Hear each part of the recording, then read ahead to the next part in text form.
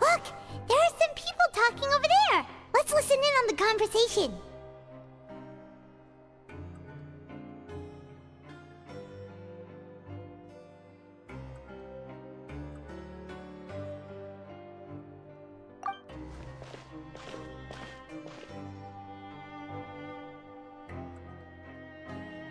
If you ask me, those pompous parasites on the surface act like they're all a bunch of aristocrats. Do any of them give half a hoot about a bunch of dogs like us? Hey, speak for yourself, mate. I'm no dog. Oh, you think you're special or something? If you're here, then you're just a convict like the rest of us. I've heard that even if you're released after serving your sentence, going back to life on the surface ain't any better. Once a criminal, always a criminal. We're marked for life. I don't buy that. Hey, how cool would it be if the whole world was destroyed by a giant flood and everyone had to start over from nothing? What kind of filthy bilgewater are you spewing? I have family up there. You best shut your sewer hole with talk like that. Listen, things ain't so great on the surface, but who says that you have to leave? I've heard that you can still stay here and work even after you've served your sentence. Not bad if you ask me. Who wants to live in the ruddy overworld anyway? And what makes you think they'd want to hire someone like you? It's one of the great mysteries of the universe, how someone as useless as you is so confident.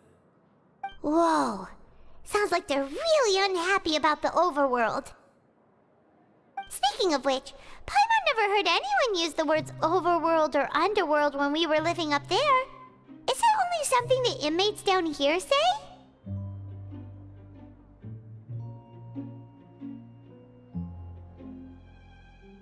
That's true.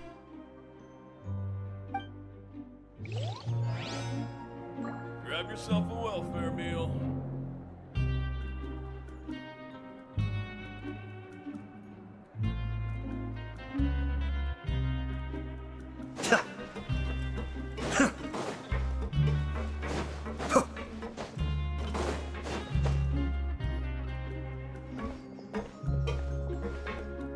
There's a group of people over there.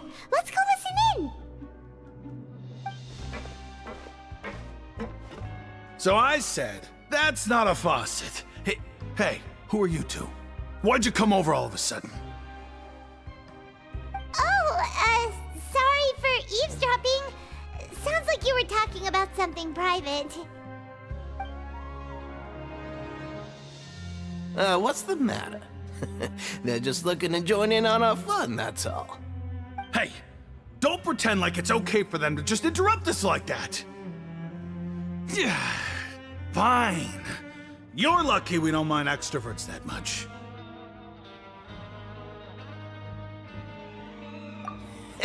You hear that, Quisto? What nice! Your expressions tell me you're looking to hear some juicy info, am I right? But before that, it just so happens that I know you two. Really? Are we that famous? You're kidding. How often does anyone get a personal tour led by His Grace himself? Practically everyone was talking about it. Word has it that you also caused quite the kerfuffle.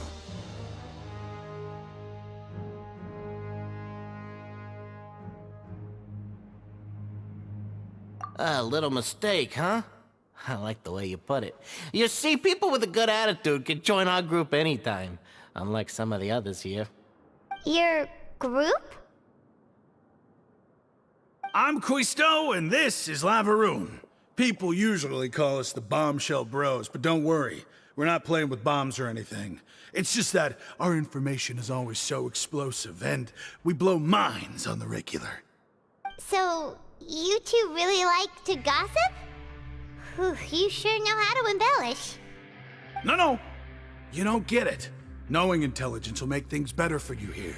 For example, knowing who's working with whom, Who has the latest rumors, who's not getting along. Wouldn't you like to know all that? Whoa, all this info's worth something, you know? You should prove you're worthy of it. I don't mind him. Quisto's always this way. Just play nice and say something to massage his ego. The welfare meals. Talk about the welfare meals. Right. That meal we had yesterday was super delicious. Paimon can still taste it whenever she closes her eyes. Is that so? To tell you the truth, I've been helping out with making those welfare meals. I've been working as a kitchen assistant for about a month and a half now. Oh, so you're the one who made those delicious steaks. Amazing. You could be a professional chef. You are correct. I am a true professional. In fact, I even went to culinary school. But enough about that. Since you like my cooking, I guess that means we share similar tastes. Listen carefully. This little bombshell will help you learn what's really going on here in the fortress.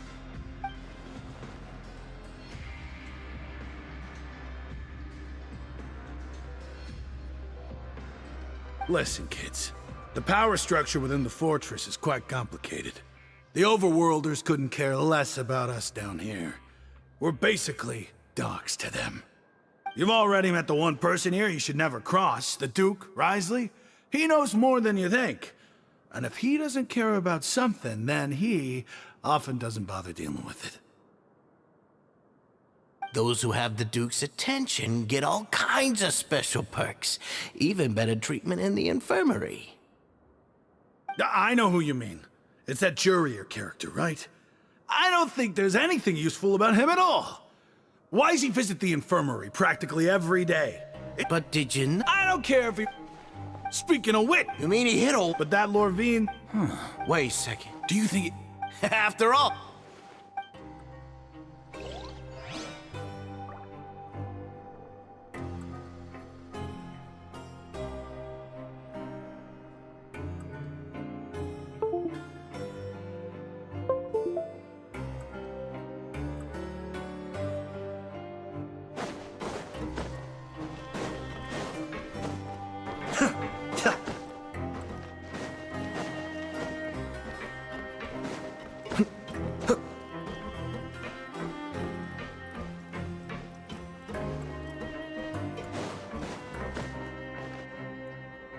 Hey, you over there?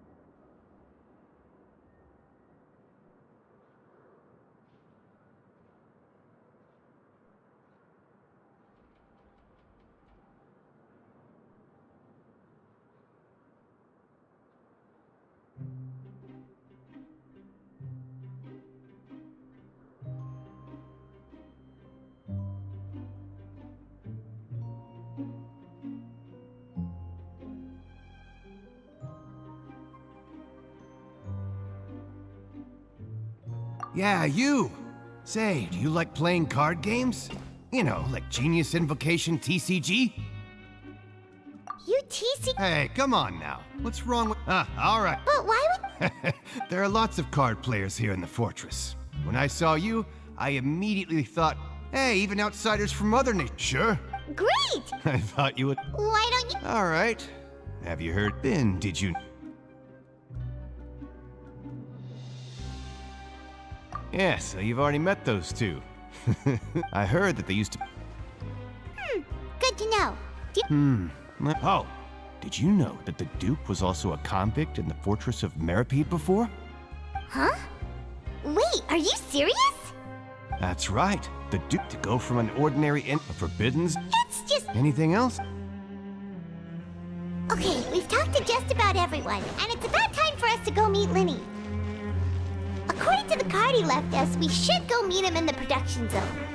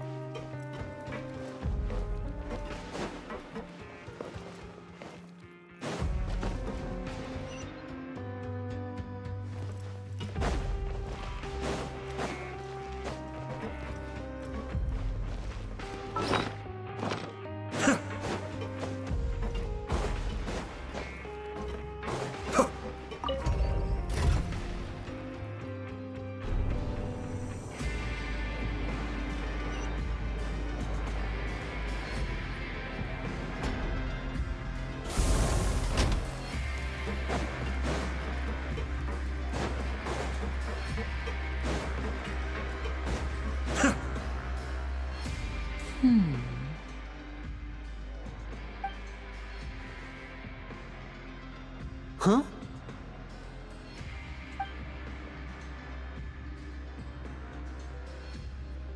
That look in your eyes. You found something? Hey, this is no time to be modest. Just tell him we found a boatload of information. Oh, as expected of the legendary duo, you have my full and undivided attention. Huh. I'd have never guessed that myself. The rumors swirling about this place are unreliable after all, and Master Child probably went missing because he found a way out. He is a harbinger after all. I suppose he's much more resourceful than I initially gave him credit for. Unfortunately, this isn't enough for our final report to Father. We need to find out Master Child's exact whereabouts. Father told me that even though Master Child said he was just coming to Fontaine for a vacation, he actually had some personal reasons. His agenda might be linked to his disappearance.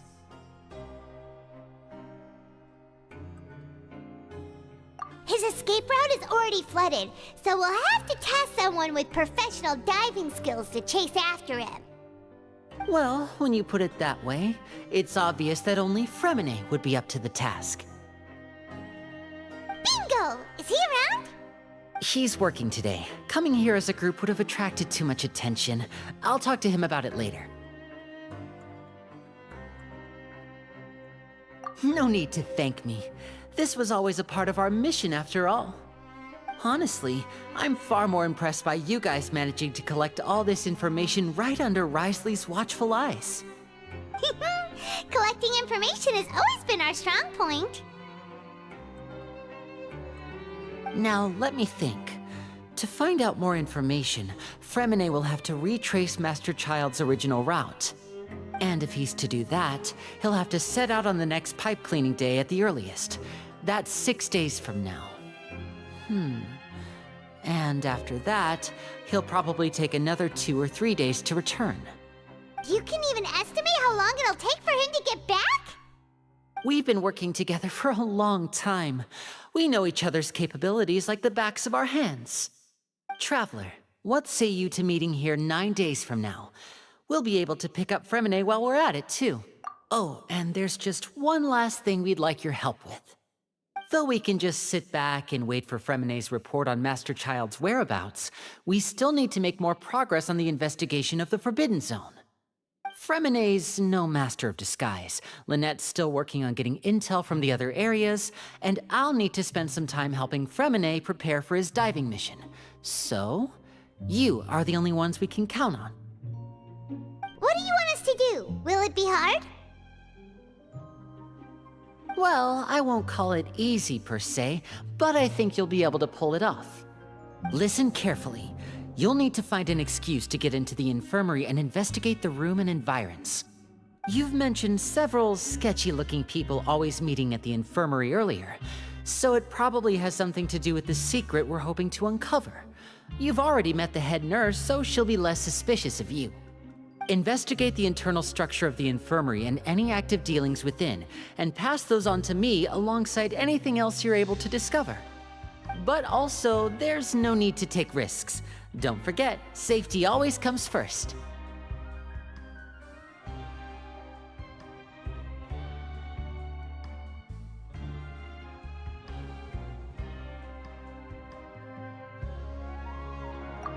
My apologies, I just started rambling out of habit. It was almost as if I was talking to my younger brother. But that's not a bad thing, right? All right, then we'll head out as soon as we finish our prep. Let's go our separate ways for now then. Don't forget, we meet here again in 9 days. Stay safe.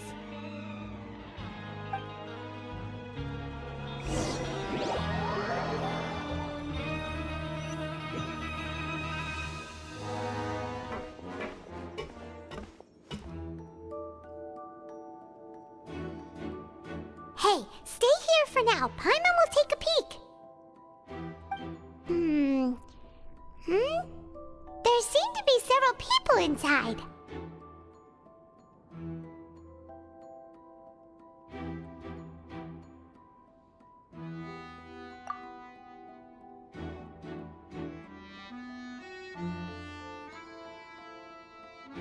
Right. I feel like It's not impossible.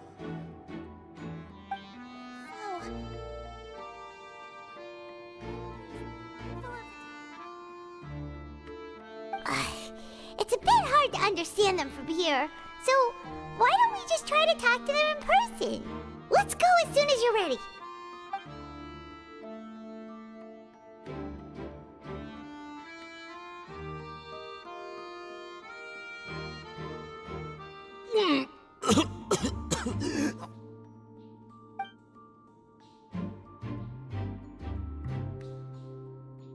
Someone, please help! He's sick!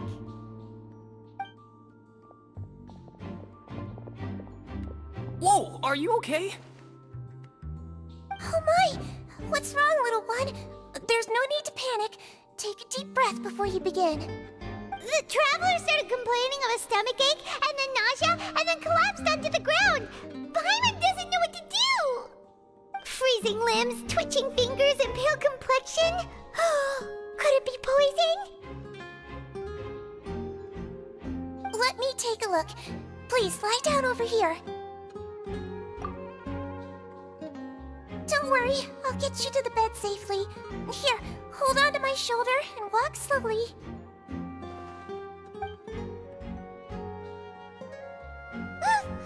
You can do it, Traveler! Don't apologize. You're sick after all. Now, please relax. I'm just going to do a preliminary checkup on you.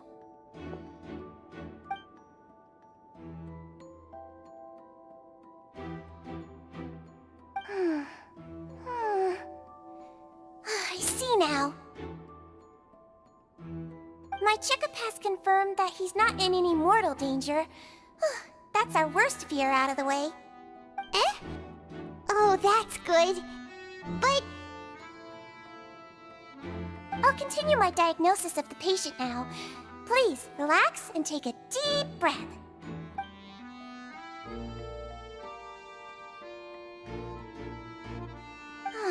Don't sense serious damage to your organs either. Does it hurt when I press here? And here? Huh? But based on my initial checkup, there shouldn't be a problem here. Oh, how strange.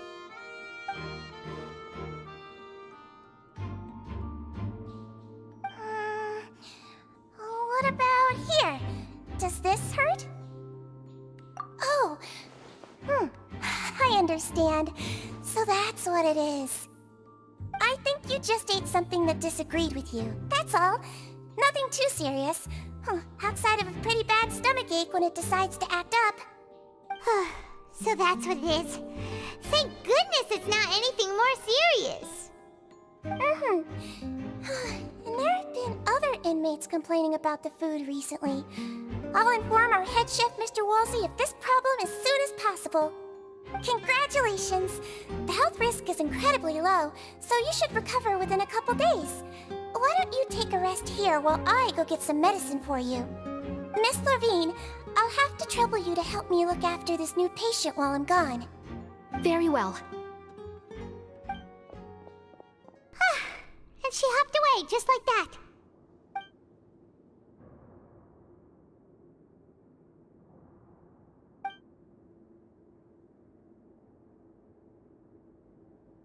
Hello. So how are you feeling now?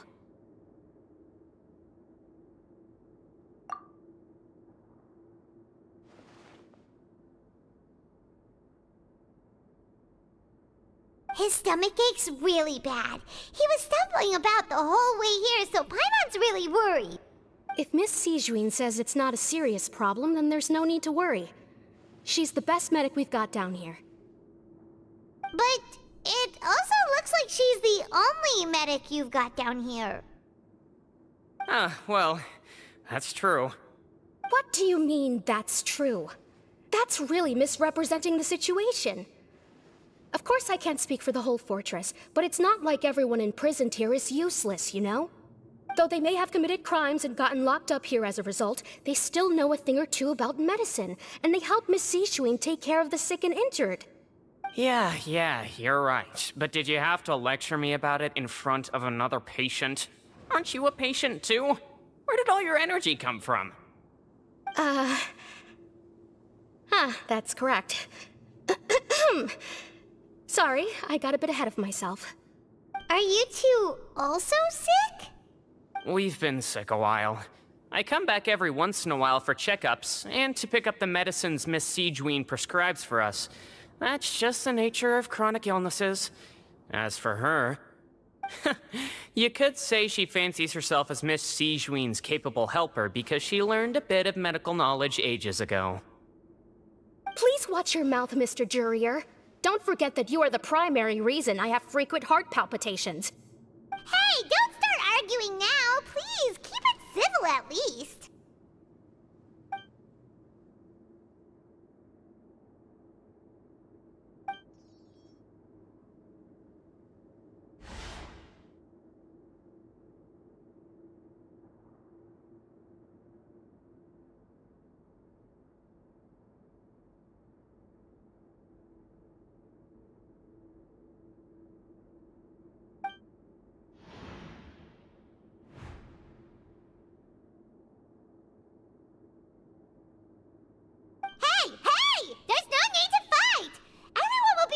Someday, so there's no need to argue over silly things like this!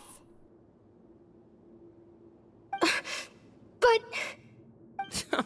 Release. It's way too early for us to even think about that. And who the heck knows if we'd even be able to continue our previous lives?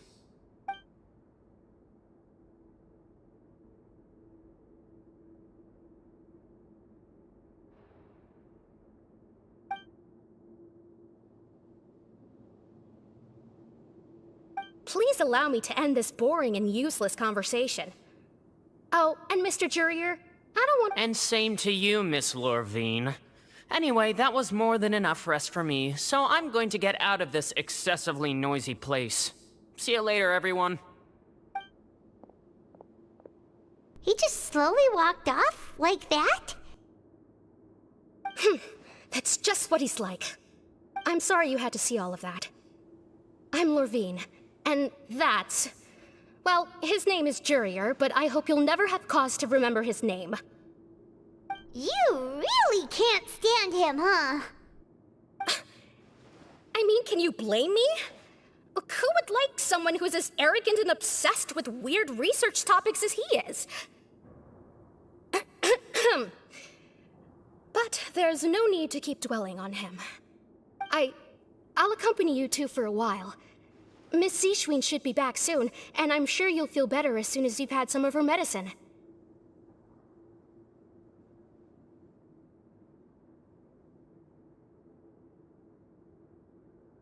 No, it's nothing. I'm back! Did you rest like you promised? Thank you for getting our medicine, Miss Seashween. Did you all cooperate with your bed rest? I trust that nobody got up to walk around. Good. Here, this should be 2 days' worth of medicine for you. Take 1 pill now, and then continue your bed rest.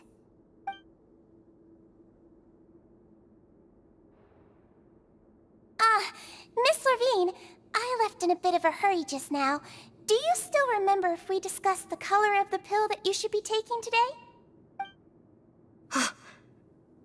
I remember. You said it should be yellow.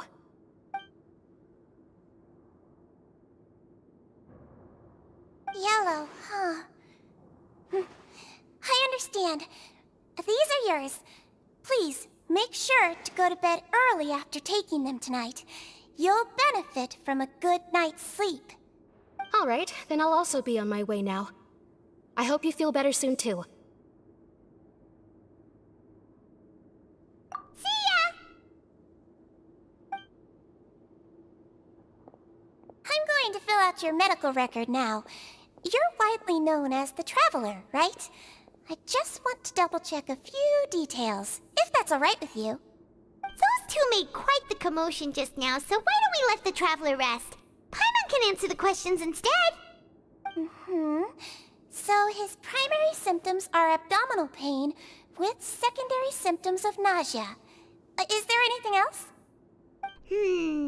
That's it. All right then. Is there anything we should know besides to take the meds? No, his base constitution is quite good, so I'm sure he'll recover quite quickly after taking the medicine. Please, make sure to stick to bland or less stimulating foods, and don't stay up too late at night. Got it. Paimon will hold the Traveler to that for sure.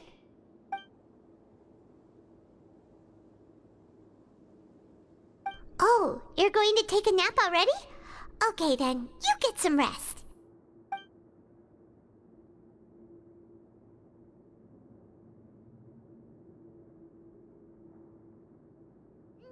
We've been to lots of places together.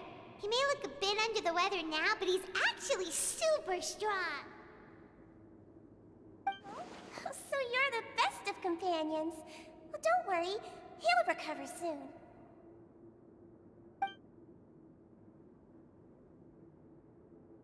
Ah, you're awake. How do you feel? You slept for a really long time, but we never left. Well, now you can go back without a worry in the world. Remember to take your meds regularly, and remember bland foods. Thank you, Miss Seashween.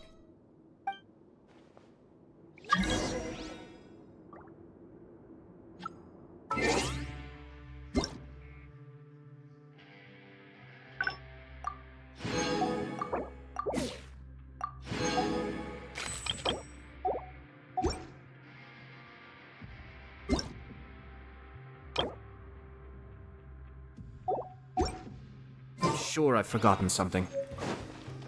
Not to worry, I'll simply send someone to fetch it. As soon as I remember what it was.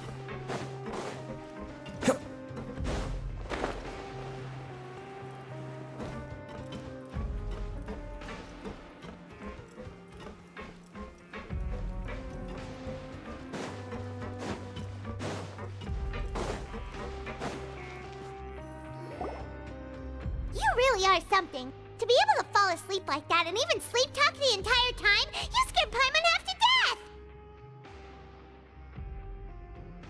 No, but you kept mumbling things along the lines of, Pyron, don't take my grilled fish, and put down the Adeptus Temptation now! Paimon talked with Sigewinne the entire time you were asleep. She seems like she's just a sincere nurse, and Paimon didn't notice anything unusual in the room. Are you sure we're not going off track with the infirmary?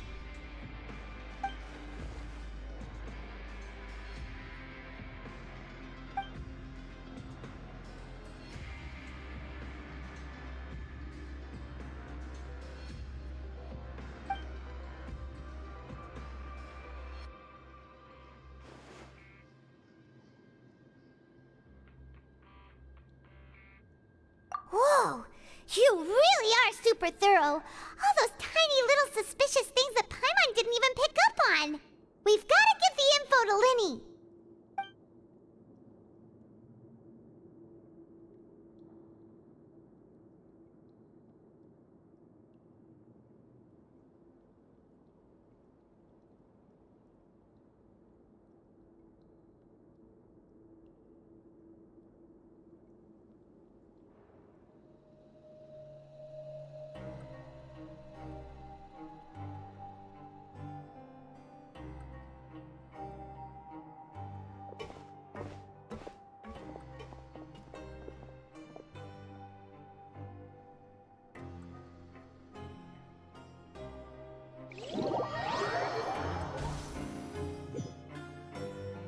Today's the day! Let's go meet up with Linny!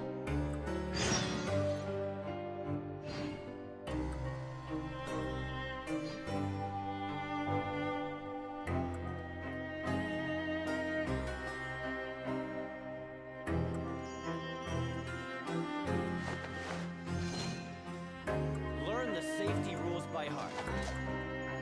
Wait, what was the second?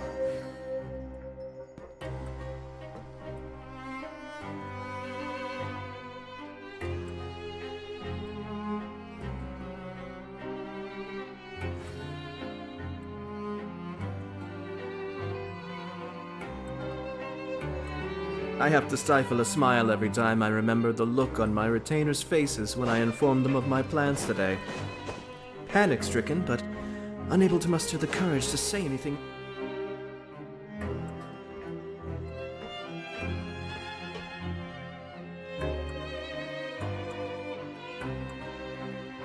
Oh! Hmm?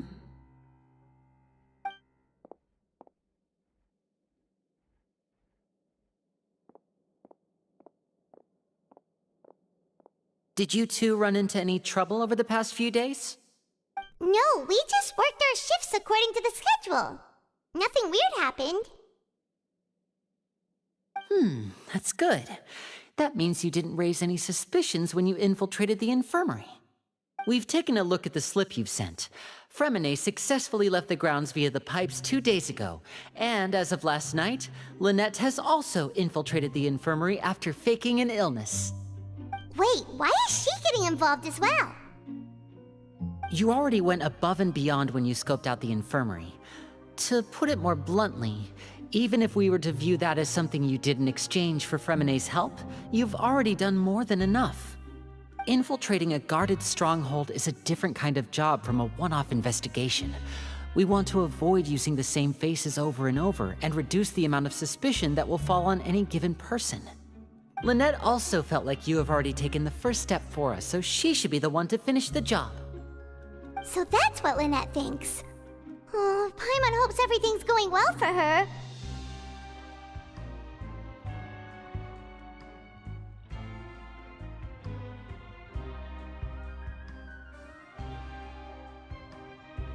Then, let's go check on Lynette before Fremine returns. If everything went well, then she should be wrapping up her investigation right about now. Is now really a good time to go over? According to my observations, Sigewinne always spends around half an hour away from the infirmary right before lunch. Lynette knows this as well, so this should be a good time to meet up with her.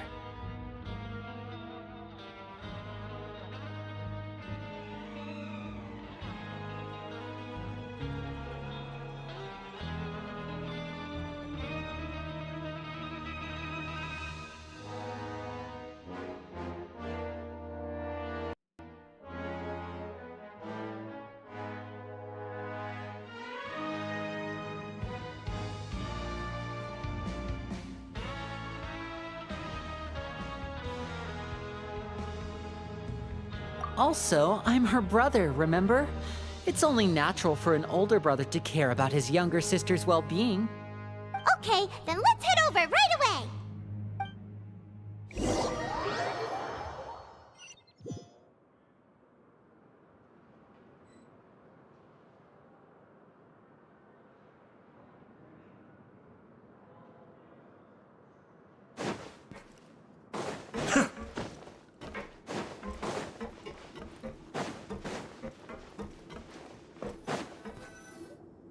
Lynette should be here right now. Huh. Strange. Lynette? As expected, Sijwin isn't here, but why isn't Lynette here? No, Lynette rarely deviates unless... Let's see if there are any clues around. Okay.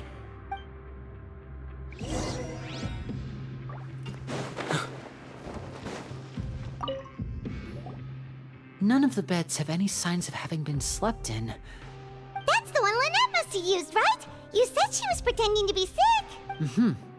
She would have said her migraine was having a... Which means either the head nurse didn't return the entire time from when Lynette laid down up until she left the bed, or the nurse intentionally left it this way.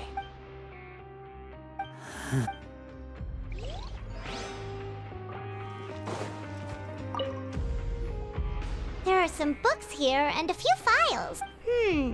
These sure are some interesting books. Who knew? She even has books on understanding people's motivations and feelings. Is it because she's a Melusine? Or did... Seems quite normal to me.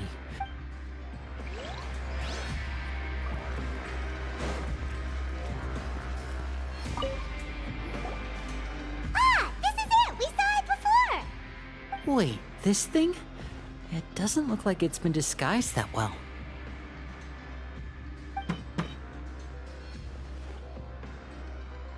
The space behind it is empty.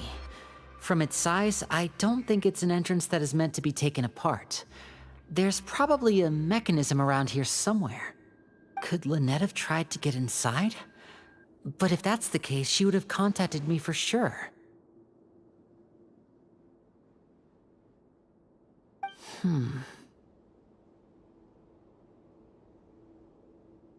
Let's look around here for some more clues.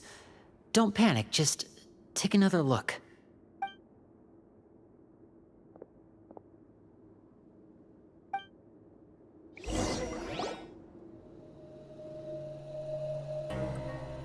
Hey, you guys, there's a slip of paper over here!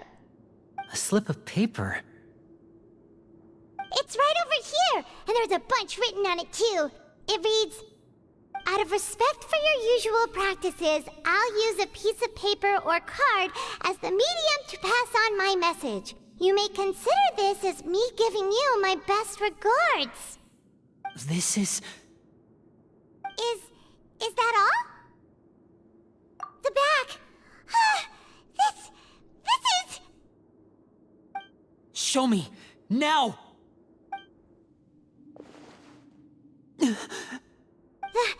That look on your face. Paimon's reading it now. Would you care to guess where Miss Lynette of the Fatui could be right now? No. Could she have... Is she already... Writhely. Did he deliberately leave the infirmary unguarded to use it as bait? Wait, you mean he was aware of our goals from the very beginning? But why? We didn't run into any trouble last time, and he also never reached out to us. Yes, that is a crucial question. Writhely, he doesn't do anything without a clear goal or reason. So this means he had no concerns about your activities from the very beginning. You're not from the same camp as us. You were sent down here by Nervulet, so you have no conflict of interest with Writhely. We're a completely different story, though. I'd like to know that, too. Why did he only go after her? Don't panic, just think everything over. I have to stay calm. This is not like what happened last time. The situation's different now.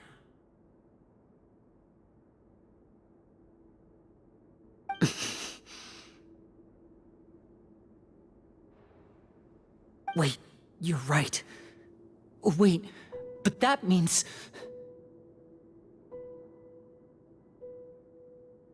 The fact that Fremine was able to leave the grounds, could Wriothesley have let him go as well? But what does he gain by letting Fremine leave? So he's challenging me and trying to provoke me, I'm sure of it. We never should have sent out Fremine. We had to go through all that trouble to find an opening to sneak him around the guards and into the pipe, and we even thought luck was on our side. If Wriothesley let him leave on purpose, then he's probably in a terrible spot now as well. Lenny's getting more and more panicked. We have to calm him down. Don't be like this, Lenny. Fremine wouldn't have left if we hadn't told you about Child. That was our fault. No. I'm the leader of this operation, and I'm the one responsible for this team. Hey, don't be reckless! Traveler, please talk. I simply cannot allow Lynette to be abducted again. I have to go. I'll find a way to get them back! He's rushed out the door! After him!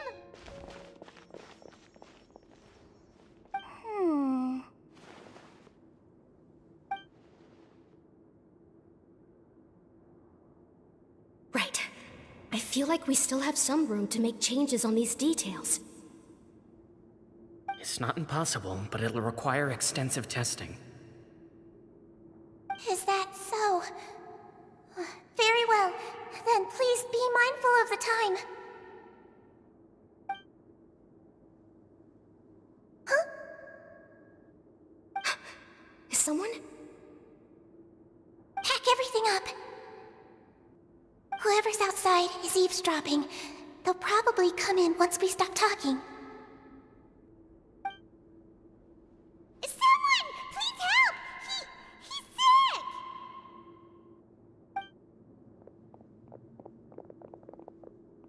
Whoa, are you okay? These two. As expected, they've already found this place. Oh, they are quite sharp. What a delightful turn of events. I like smart people, but I also like playing dumb. I like the feeling of being trusted. Oh my! What's wrong, little one? Being able to read human expressions is quite the useful skill. Lenny! Wait! It's no use. We have to catch up to him. He's already out of sight. How is he so fast? Let's go head him off at Wriothesley's office.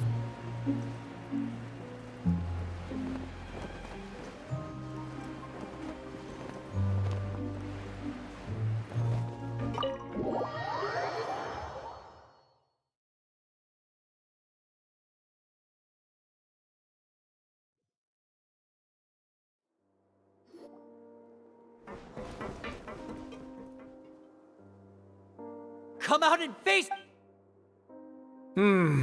Aren't we at an administrative office space? Why don't you at least try to follow even a couple rules from the fortress's indoor management regulations? What did you do to my sister? I ran into the young miss at the infirmary. I'd heard that she was suffering from quite the migraine, so I decided to invite her over for a cup of tea. I do have some teas in my collection that can work wonders against such an illness. Stop joking around! Where did you take my siblings? I have also heard that your performances are quite the spectacle. Miss Lynette would sometimes enter a box filled with water, only to emerge the next second from another place altogether. Maybe she'll appear behind you right now if you were to turn your head. Is he trying to trick me into... You knew we were investigating the infirmary from the... As for Fremine... No, you probably didn't even interfere with Child's escape. You let him go, so you could purge the Fatui members that we had planted into your ranks. There was no need to do so. The Fortress of Meripede is a pretty pleasant place. Most people enjoy their lives here. The only ones who act differently are those with personal agendas. It was quite easy to identify your colleagues. You removed our original members and spread the news of Child's escape so Father would assign our team to come down and investigate. Fremine has also fallen into your hands, right?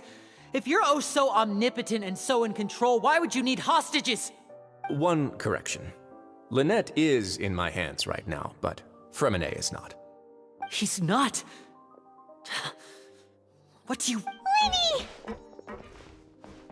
Oh, wonderful.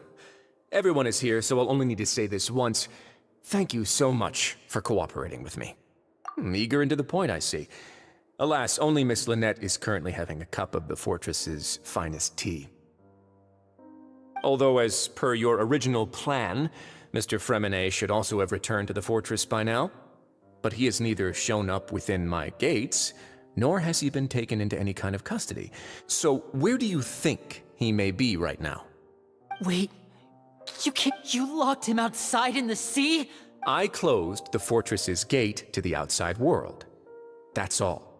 Fremine's a star diver, so he should be fine. No, we're still here, so he definitely tried to find a way to come back for us. So we can't assume he might have made a break for the surface. But why would I do this, you may be asking? To have an audience with you, of course. My intel tells me that Mr. Linney is a great magician, so it's only natural for me to want to have some cards of my own when it comes to negotiating. Besides, I do recall you mentioning to Miss Lynette that you've always wanted to have a face-to-face meeting with the Lord of the Fortress of Meripede, regardless of whether it was in a personal or a professional capacity. Well, you got your wish. So, you've been keeping tabs on us before we even set foot in the fortress. Some of my folks just happened to hear a thing or two, that's all. In any case, I will be straight with you. I was willing to play dumb and turn a blind eye, so we had a pleasant few days playing games together here. But once you started focusing on the Forbidden Zone, all of that changed. Mr. Linney, the cards are stacked against you right now. Miss Lynette is in my hands, and Mr. Fremine is still slowly being pickled out there in the brine. You know just as well as I that he cannot last out there forever. You need do but one thing to guarantee their safety. I would like you to contact your superior, and ideally invite her over for a cup of tea with me. You want to see Father? But why should she bother giving you an audience? Well, if she cares for the well-being of her dearest children, she should have plenty of motivation to join me for a parents' evening. I've heard that the bonds between the members of the House of the Hearth are like the bonds of family. I don't see why she would refuse.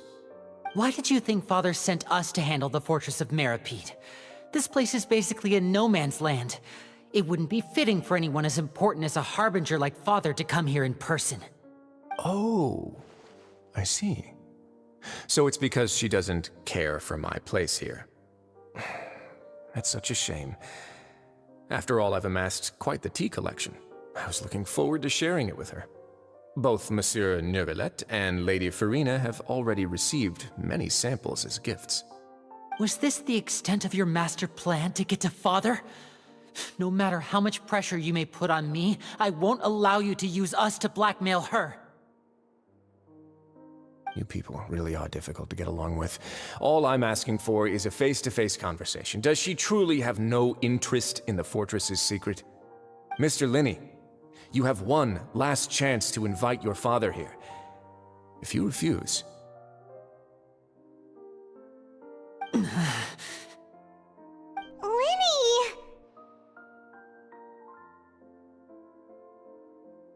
Instead of asking why I'm doing this, why don't you try to see things from my perspective for a second? From the very beginning, the Fatui has been actively infiltrating my fortress. I gave you a warning by cutting off the first few operatives I found, but that only caused you to double down. Had you given up on the fortress then and there, I'd have no reason to want to talk. Mr. Fremine left the fortress on his own, and Miss Lynette tried to pry out my secrets right in front of me. No matter how you look at it, the responsibility for this falls on you.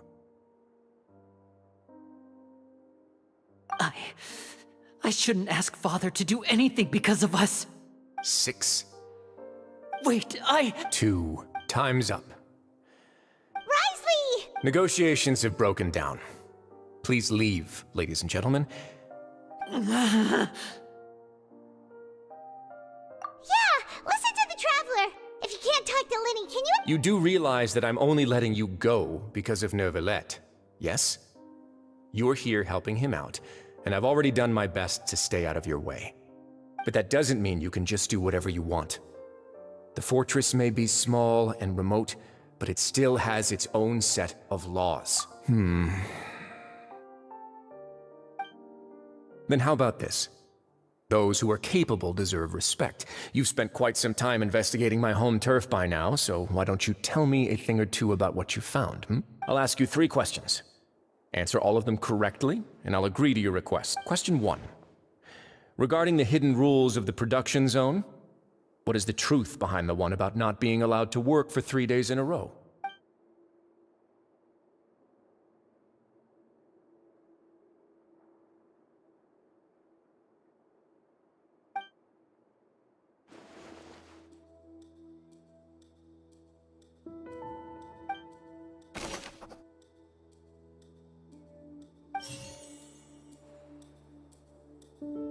I've been told that the infirmary is always empty for the half hour just before lunch.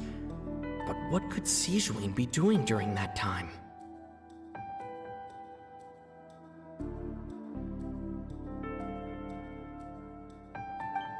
The Fanta promoter has been struggling because he doesn't recognize the real value of coupons.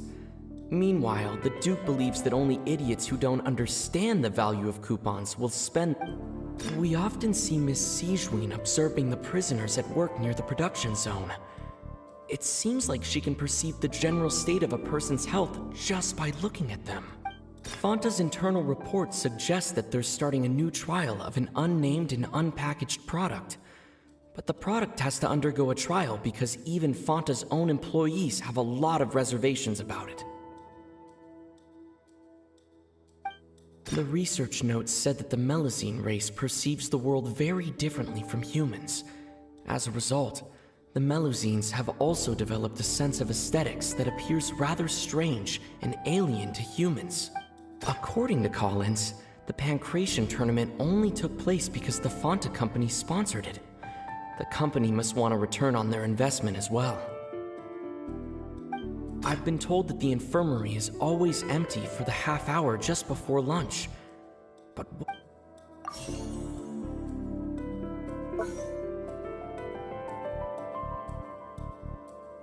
I've been told that the infirmary is always empty.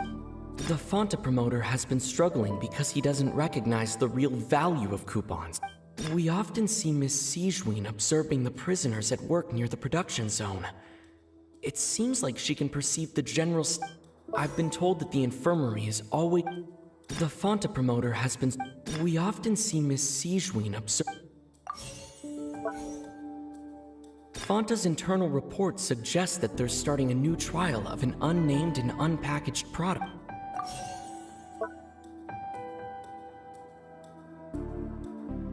I've been told that the infirmary is always empty for the half hour just before lunch. The Fanta promoter has been struggling. We often see Miss Siege. Fanta's internal report suggests that they're starting a new trial of an unnamed and The research notes said that the According to Collins, the Pancration tournament only took place because the Fanta company sponsored it. The company must want to...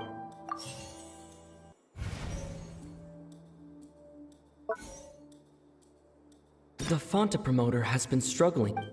I've been told that the infirmary is always empty. The research notes said Fanta's internal report said the Fanta promoter has been struggling because he doesn't recognize the real value of Fanta's internal report.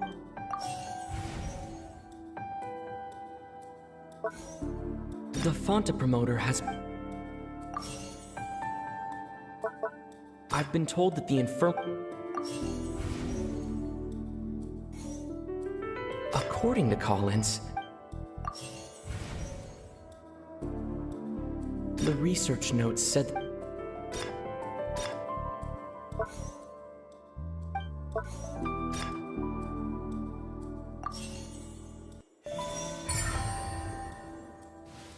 so that's what's going on. Paimon understands it now. Who would have guessed? The hidden rule of the production zone. People are not supposed to work 3 days in a row, and if they do, they'll get strange meat in their welfare meal. At first we thought this strange meat must have something to do with the people who disappeared, but in reality, they were all prepared by Sijween, the head nurse. She often visits the production zone to observe the workers' health and makes a note of anyone who has worn themselves out after 3 full days of work. Out of her sense of duty as the head nurse, as well as her genuine concern for the workers' health, Sijween visits the cafeteria right before lunch and cooks an extra dish for those who can use the stamina boost. Sijween has only the best intentions with her surprise gift and doesn't want anyone to find out about what she does. However, unfortunately, Melusines as a race perceive the world differently from humans, and their sense of aesthetics is even more alien to us. The recipients of her lovingly prepared special meals cannot taste the care within and usually just freak out. Are we on the right track? Not bad. You've uncovered Sijween's secret and even guessed her intentions correctly as well.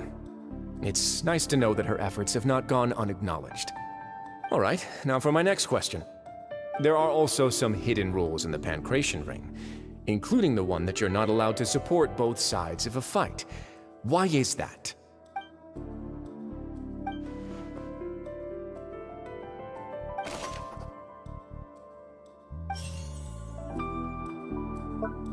I've been told that the infirmary is always empty for the half hour just before lunch. But what could Sijween be doing during that time? Fanta's internal report suggests that they're starting a new trial of an unnamed and unpackaged product. We often see Miss Sijween observing the prisoners at work. The Fanta promoter has been struggling because he doesn't recognize the real value of coupons. I've been told that the infirmary is always empty for the half hour just before lunch. But what could Sijween... According to call-ins, the Pancration tournament only took place because the Fanta company sponsored...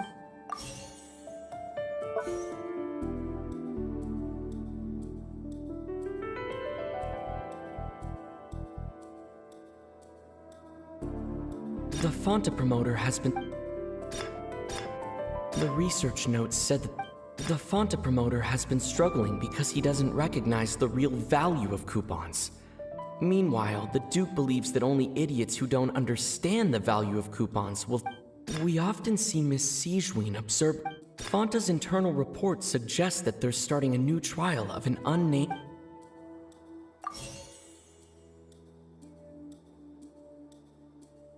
I've been told that the infirmary is all... The Fanta promoter has... We often see Miss Sijween observing the prisoners at work near the... The Fanta promoter has been struggling because he...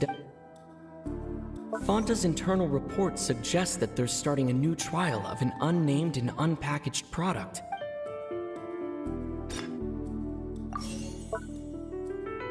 Fanta's internal report...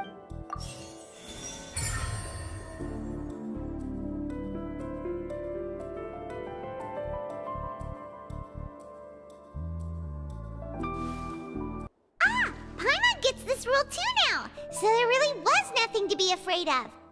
That hidden rule of the Pancration Ring is about how, people are not supposed to bet on both boxers at the same time. And if they do, they'll receive a package containing a strange, blood-colored liquid. People get scared when they see it because they've subconsciously begun to associate it with the missing boxer. But really, it's just a bottle of the latest yet-to-be-named and packaged new Fanta trial product. A blood-red drink. It's no wonder even Fanta's own staff were questioning the company's decision-making.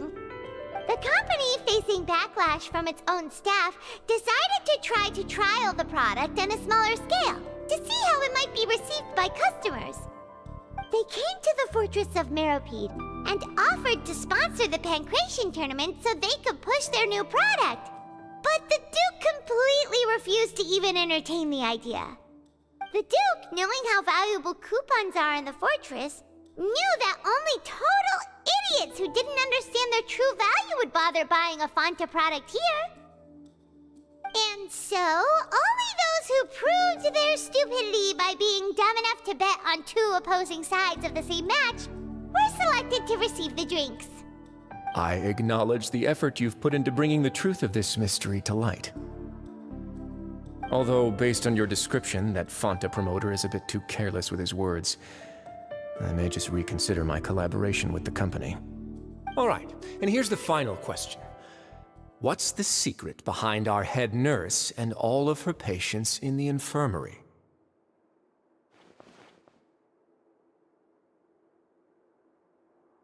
Stop your cruel and pointless games, Risley! You know that we haven't finished our investigation, so there's no way we can answer the last question. The thought of sparing Lynette and Fremine never even crossed your mind! You'll pay for this! Ah! Lenny, are you alright? Oh, close one. I owe you, Sigewinne. That was a fantastic shot. It was nothing, Your Grace.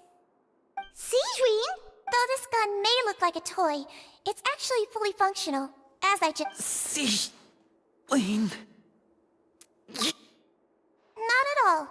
I am merely a resident of the fortress, and thus protecting it is my duty. When Monsieur Nervilette asked me to come here, he told me that my job would be to take care of the well-being of everyone here. I am merely discharging my duties. But if you mean what you just said, then isn't Linny someone you should be looking after as well? Isn't he a resident here just like the rest of us? But I really am just doing what Monsieur Nervilette told me to do. Everything I did, I've done to protect them. Had I not, they would be in far more dire straits right now. His Grace knows it too, right? Your Grace? My dear Sigewinne, whatever shall I do with you? Would it have killed you to just wait another minute or two? Well, it's nearly time after all. The way you do things can be truly frustrating sometimes, Your Grace. I figured I should try to talk some sense into you. What are you talking about? Take me if you want. How touching. Can you just give me one more minute? Don't be like that, Your Grace. All right, everyone, calm down. 2 more I'll go get a cup of tea. Miss Sigewinne, I leave Miss Lynette in your care. You... I believe I hear footsteps.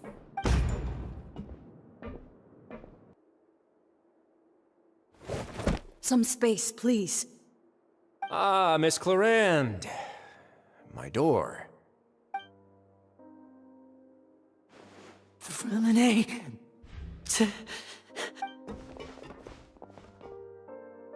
What's going on? What is Clarande doing here? Work. I'm sorry about shooting you, Mr. Linney. The tranquilizing effect will begin to wear off soon. Please take it easy in the... What happened to Fremine? Wasn't he diving just outside of the fortress? Why is he looking like...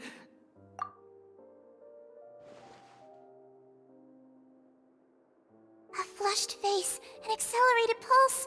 He must have consumed primordial seawater. What did you... Please, make some space. I'll need to give Mr. Fremine a more thorough checkup. Your Grace, I'll leave the rest to you. I'll talk to Clarande while you get Fremine to where he needs to be. Everything else can wait.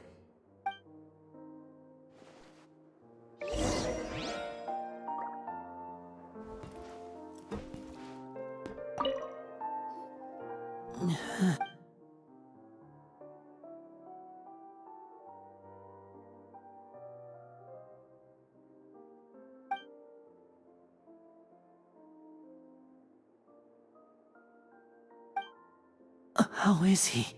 These symptoms are probably caused by an acute ingestion of a large amount of primordial seawater. Of course, it would be best if he stayed for further observation. Let's leave him here for now, and move him to the infirmary once he's recovered a bit more. Sorry. I am aware that the infirmary may not be your favorite place in the world at the moment. We do... Why would he ingest a large amount of primordial seawater after leaving the fortress? Please, look after Mr. Fremine for the moment. I'll go fetch some medicine and a respirator. Oh, I'll bring Miss Lynette back with me. Where is she? Oh, she just took a nap in an empty room after I tranquilized her. If my calculations are correct, she should also be waking up right around now. You might not believe me, but His Grace and I actually made some snacks and tea for her.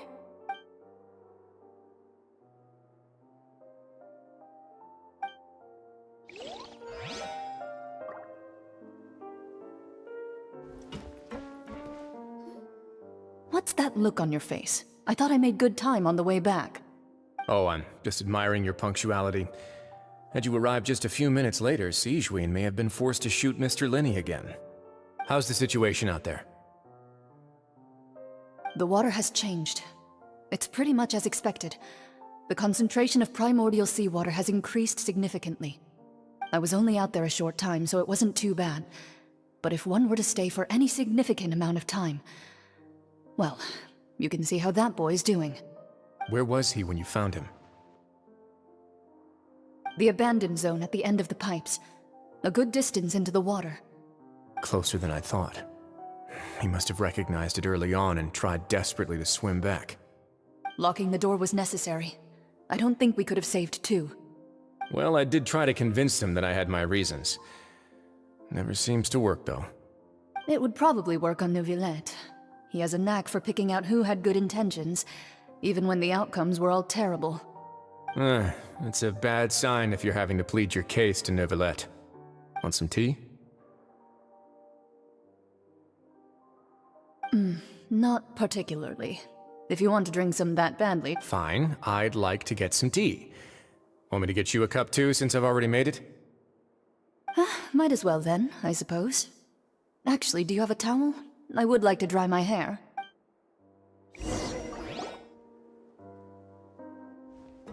Linny, are you okay?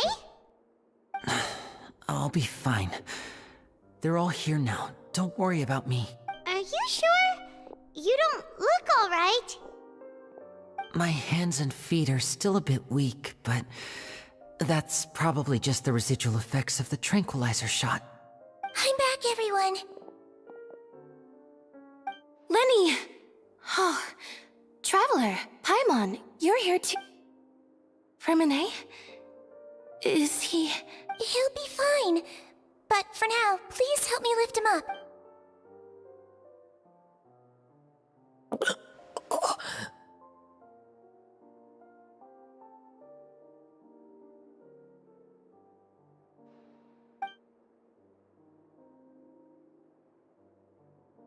His breathing's beginning to slow down. Give me a hand and help me get him to the infirmary.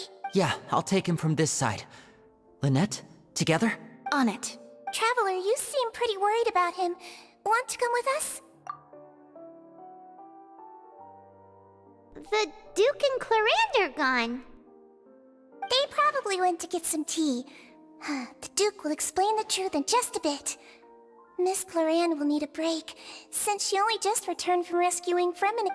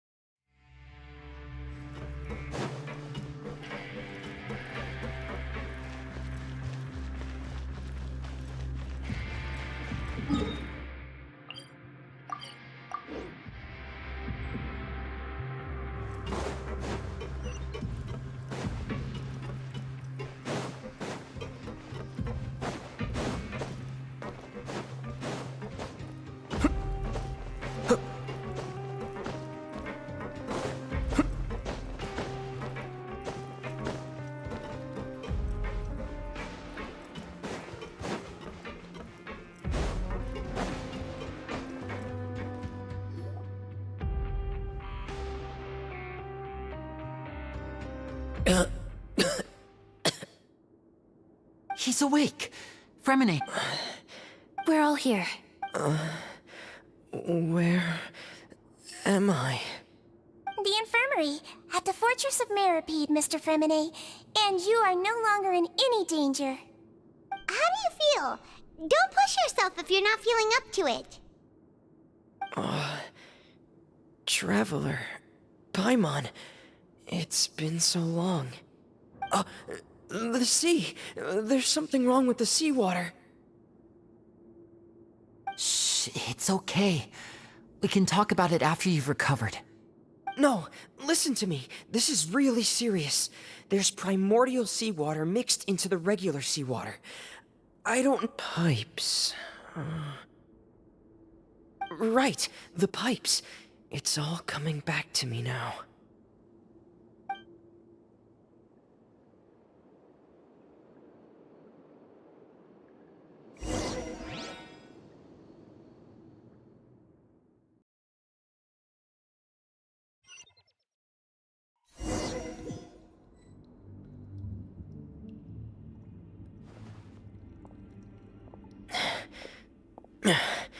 I'm in.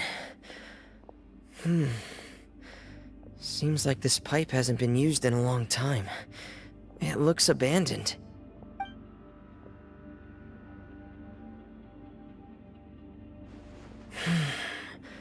Where could Master Child be?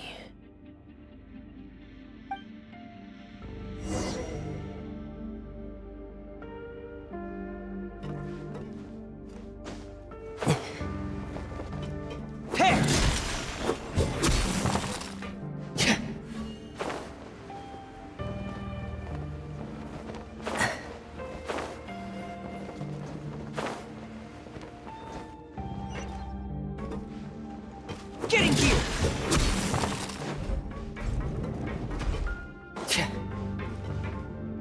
Huh.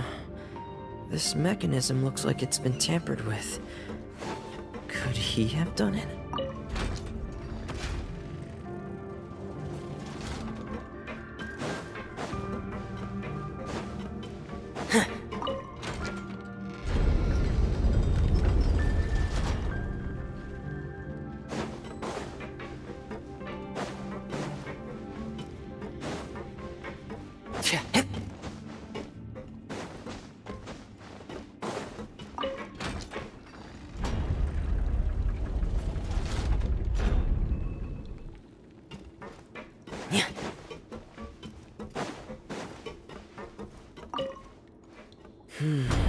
It's getting stuck on something.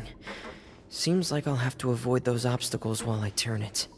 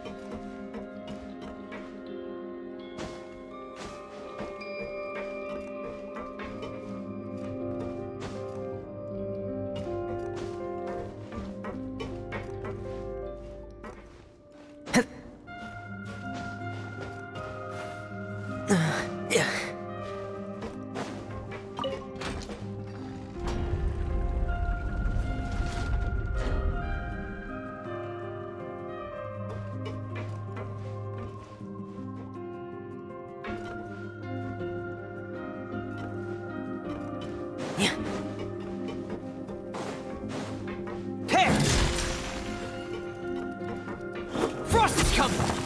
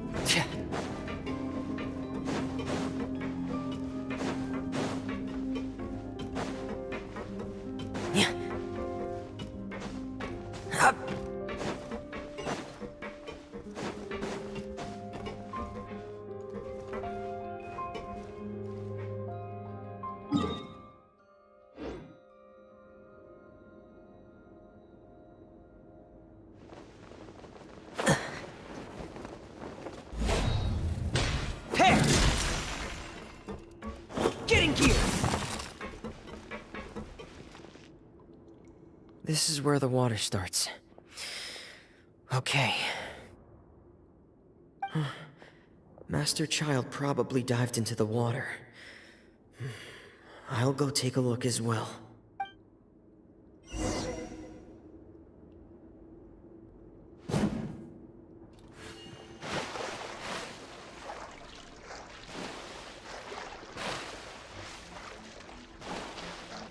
Frost is coming! Get in here!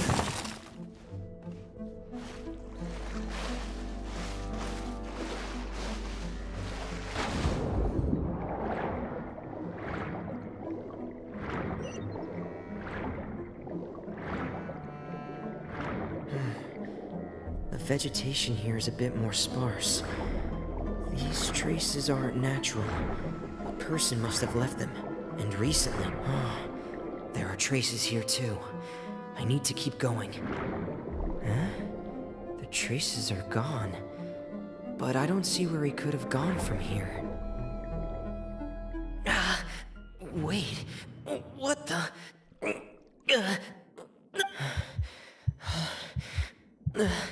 My heart is racing, and it's getting harder and harder to breathe. No good. I have to get back. They still don't know anything about what's going on. If I turn back right now, I should still be able to make it.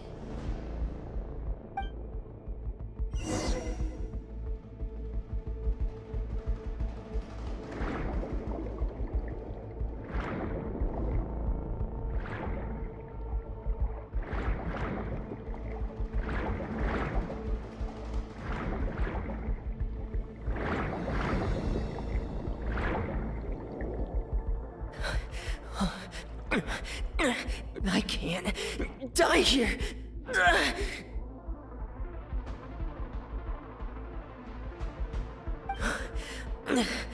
This... I have to push on.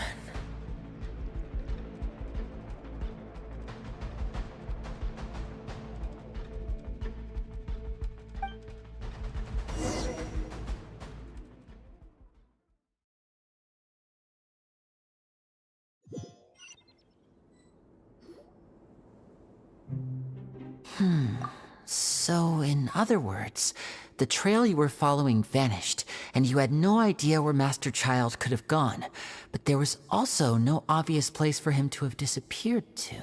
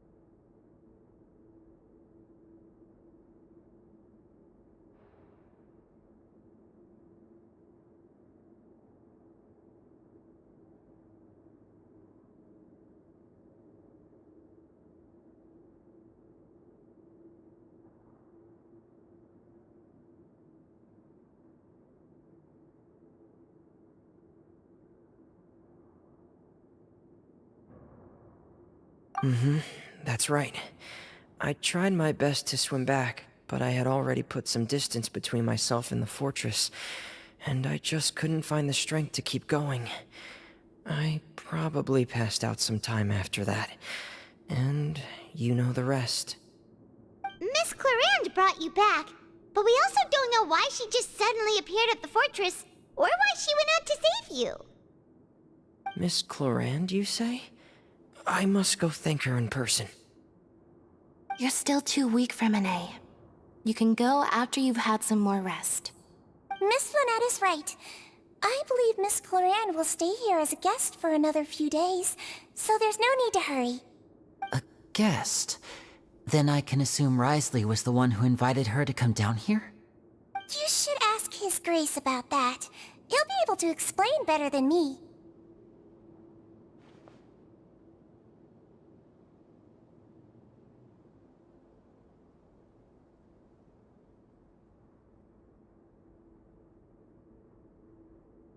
Yeah, it's about time he actually told us what's going on.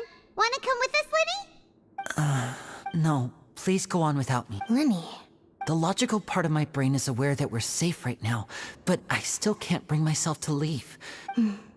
Understood. In that case, I'll leave the infirmary to you. The Traveler and I are going to head out for now. As long as you stay in here, I don't think you'll be disturbed. Thank you.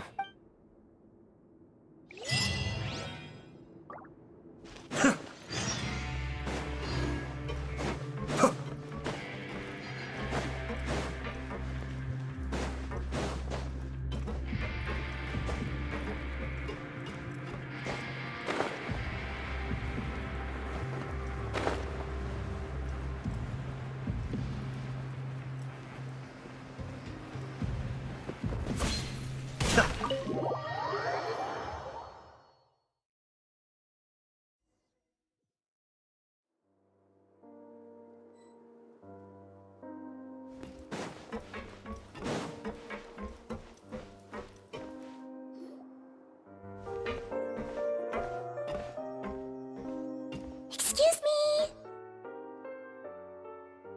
I take it Mr. Fremenet's condition has stabilized? Of course. I wouldn't have left the infirmary otherwise. I've been expecting those two, but might I inquire as to the purpose of your visit, Miss Siegewien? I wanted to check up on Miss Clarande. How are you feeling? Mostly fine, I think. If you don't mind, I'd like to perform another quick physical exam. It'll just take a few minutes. All right. Thank you for looking out for me. Well, want to explain your... Of course, but I'm not partial to the word choice of explain. How about enlighten? Where should I begin? How about you start by asking... Then Paimon will begin. Did you know about Lenny's goals from the very beginning? No. I just knew they were Fatui operatives sent to the fortress by the Knave. As for their specific goals, I only figured those out as you made progress on your... You managed to monitor and stay ahead of them even though you didn't know what they were trying to do? They came here with ulterior motives. I'm quite adept at discerning what that kind of behavior signals. Initially, I thought their goal was just to investigate Child's disappearance. Linny suggested that I had deliberately let him escape, but in truth, I didn't really do anything special to help or hinder him while he was here. Everything he did, from finding helpers to leaving this place, he did on his own. Of course, it's inevitable that the Knave would make a big deal out of her fellow Harbinger's unexplained disappearance. I'm also quite curious about where that Harbinger went, so I figured I might as well let the Fatui do their own investigative work. All I care about is the answer. So you were hoping Lenny's group would just do your work for you! You make it sound like that's a bad thing. Unfortunately, things didn't go as planned. I assume that Fremenet has told you already, the ratio of primordial seawater around the fortress of Meripede is on the rise. The Forbidden Zone has always been Linny's target, and you got roped into that investigation after running into him. I began to intervene out of concern for your safety, and also to prevent the fortress from becoming entangled in more irksome matters. Are the rumors true? That you're also a former criminal? Now, why would you put it like that? Isn't staying here all day and serving as the manager of the fortress a kind of sentence unto itself? Another form of prison? I just happen to have some support from the rest of the inmates. That's all. Oh, right! Paimon wanted to ask, who invited Cloran down here? Me, of course. I paid her good mora to come down to the fortress for some field work. As a champion duelist, Miss Cloran could be considered to be an independent party. I needed to find an exceptionally capable person to help me get through the impending crisis. And saving Fremine was part of that crisis? You can think of it like that, yes. Credit where credit is due, that boy is quite adept at diving. Had conditions not been as hostile as they were, he probably would have found the missing Harbinger already. That's not something you should be asking after. Neuvillette only asked you to investigate Child's whereabouts. All I need to prove to you is that the Forbidden Zone had nothing to do with the Harbinger's disappearance. That should be clear now that you've spoken to Fremine. But we've already uncovered that there's something wrong with the infirmary, and we've answered a bunch of questions that you threw at us. Isn't it about time that you answer our last question? You make a compelling case. Do you really want to know? Yeah, Paimon really wants to— Even if the truth may not be pleasant? Follow me.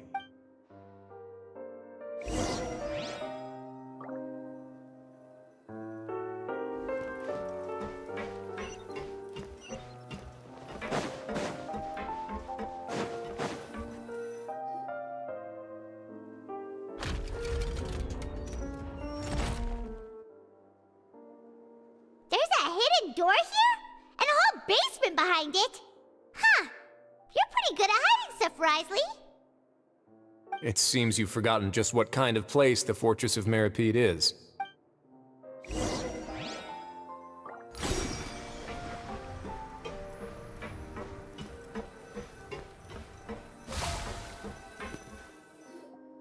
Stand on the central plate.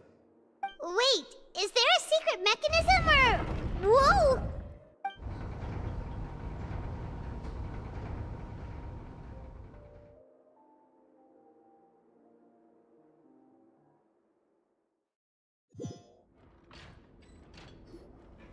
So, this is the Forbidden Zone? Honestly, for a place so well hidden, Paimon sure doesn't— What a huge door! There are 3 such isolation gates in total. Generally speaking, I'm the only one who's allowed to go inside. Hence the name Forbidden Zone. Am I correct to assume you're going to run on back and tell your little Fatui friends everything? Well, Paimon wasn't thinking— Well, I'd advise you wait until you've seen the whole truth of this place for yourself before deciding whether or not to tell them. Huh.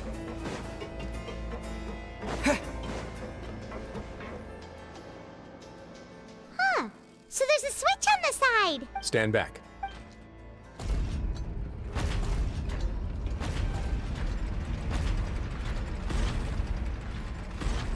Whoa.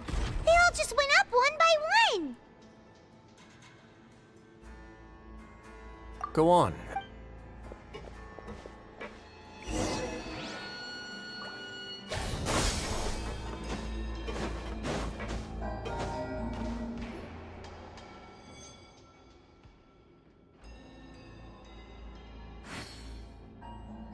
I've been interested in what lies beyond that gate ever since I assumed leadership of the Fortress of Meripede. Of course, it would be unwise to recklessly open it, but it'd also be risky and negligent to simply ignore any potential danger that could be behind it. The readings on that dashboard have not budged since the day when I first laid eyes on this place. But over the past year, the needle has crept upwards from its original position, likely because some parameter it's been tracking has changed, if only infinitesimally. Normally, I would have ignored it, but I happened to have some free time when I noticed it, so I investigated. Any guesses what the reading could be tracking? Very reasonable guesses.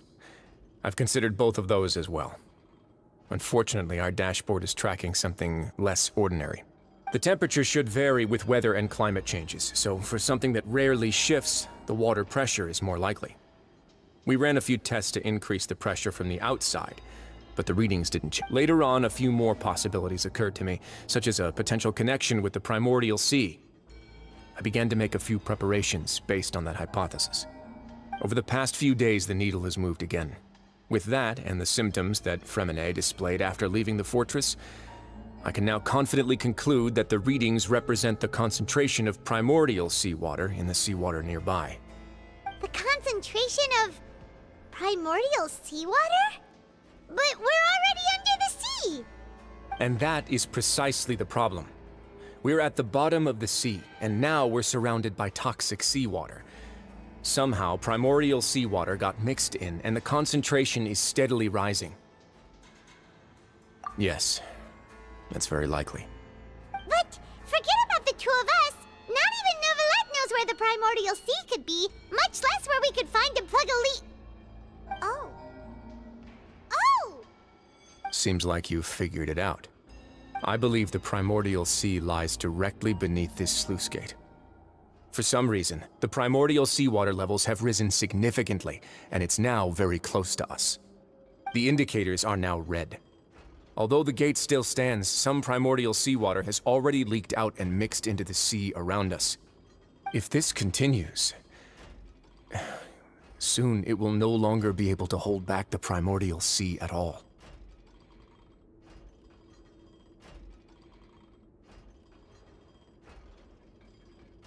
Yeah, you know what the legends say. If this place falls, then everyone in Fontaine will be turned into puddles in the span of a night. But that's just too weird! Why would the Fortress of Meripede be built right above a sluice gate for the primordial sea? Who built this place anyway? Your expression tells me you think this might be part of a vast, complicated conspiracy.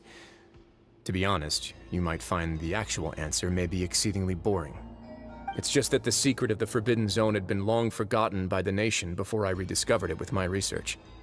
There's no single founder of the Fortress of Meripede in any traditional sense. What we know about its history has been left to us by the people who used to live here. When the previous Hydro Archon, Egeria, ruled the land, all convicted criminals from Fontaine were exiled. The people drove the criminals away like a wolf pack chasing away the banished. The criminals received no sympathy of any kind from the people. They were exiled to the desolate seaside, where they experienced only pain, struggle, and the bone-chilling cold. Some of them began to repent, and prayed to the Hydro Archon, asking if there was still anything they could do. The Hydro Archon took pity on them, and said, "You may go guard my secret, deep underneath the waves." And so, leaning on the power of the Hydro Archon, they gathered underneath the sea and began to build a fortress. They became a community down there in the deeps, and over the years helped it to grow. As the number of exiles increased, more and more people joined the community. When the first group of exiles died, they left the yet unfinished fortress to their successors. The Hydro Archon continued to lend her support, allowing the fortress and what it stood for to continue growing ever larger. Before long, this dark underwater fortress became the sinner's only home. And with that, the people here stopped referring to the fortress as a prison. They saw themselves as repenting sinners who would regain their freedom once they had sufficiently redeemed themselves. But as time went on, people also realized that the fortress was a lonely place. Once they had gotten used to life here, they could no longer feel comfortable living in the overworld. Once they had finished serving their sentences, some people left and some others chose to stay. They'd find some idle position and let their withered souls fade away with the ancient secrets of the past. After many, many centuries, few people still remember the reason for the fortress's founding. Now they just see it as an integral pillar of Fontainian society, as the place where criminals deserve to be sent. Now and again, researchers manage to break one law or another and live out their days in the fortress. I learned all this from an elderly historian. Everyone else just thought he'd made it all up. But now you know every part of that history is true. Indeed. It's just as the prophecy says. If this gate fails, then everyone will be dissolved into the sea.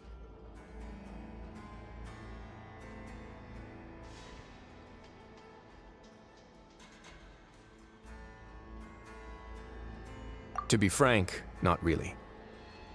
But sadly, that hasn't stopped this prophecy from proving all too accurate. Prophecies are troublesome things. Just hearing one will create the first wave of panic. Seeing signs of it will bring about the second, and actually witnessing it in real time, the third. Let's go somewhere else. I want to show you something.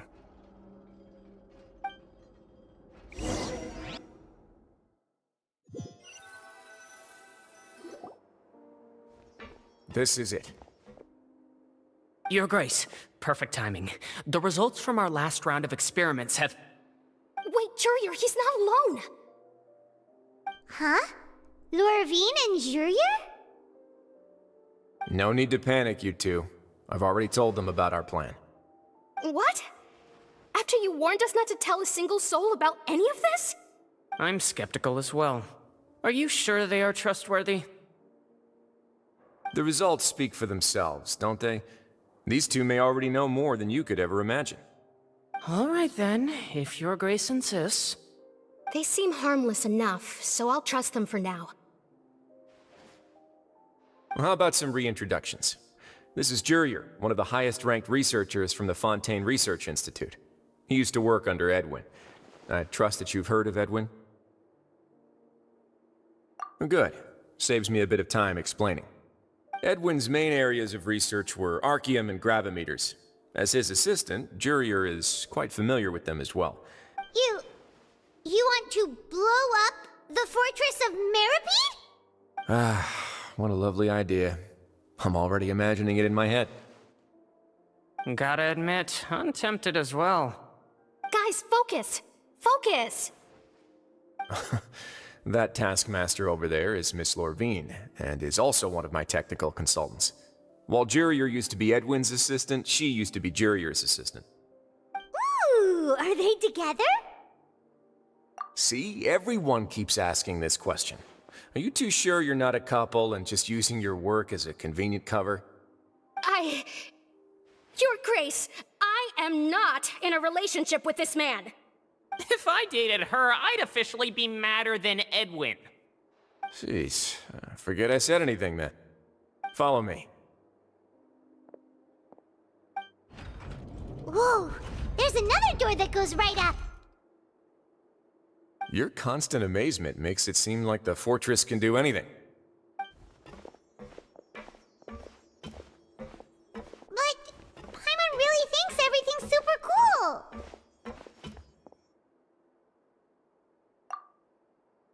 Well, let's spice it up a bit. And here you go.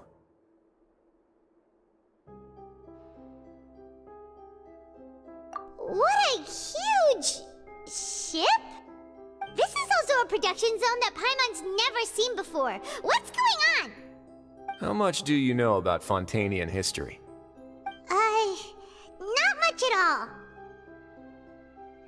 Well, then maybe you haven't heard the story of ancient Lemuria. To give you a quick rundown, Fontaine used to be ruled by the Lemurian dynasty.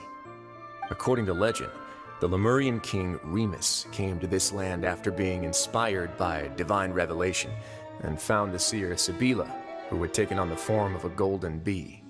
Taking the golden bee with him and riding on a huge ship, the Fortuna, he created his nation above the surging waves. He called his nation Lemuria, and used the Fortuna to incessantly search for new tribes and islands, calling on them to join his empire. There's a ship in this story too? Where there's water, there'll be ships. People believe that hope can always be found at the end of a voyage. Do you believe that too? To a point, I think. As you've already seen, I have a whole factory's worth of labor, materials, and technology at my disposal. Certainly can't hurt to give it a try. So the moment I began to speculate that the primordial sea might lie underneath the gate, I also began this project. Were you inspired by the legendary Fortuna? Maybe. Fontainians need something to hold on to cope with the impending disaster.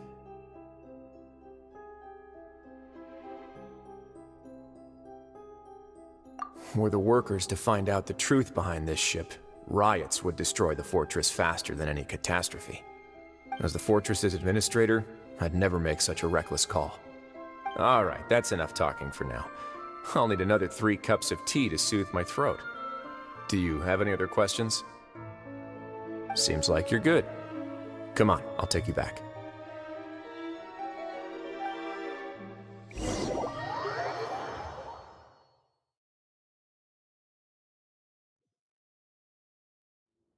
I'll leave you here for now.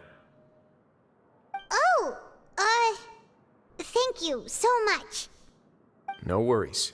But don't forget, it's up to you whether or not you want to share what you just saw. What you do from here on out will likely affect those 3 as well.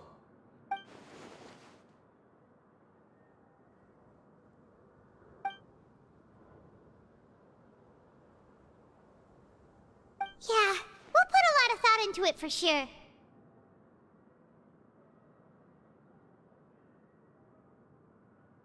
Great. I look forward to what happens next.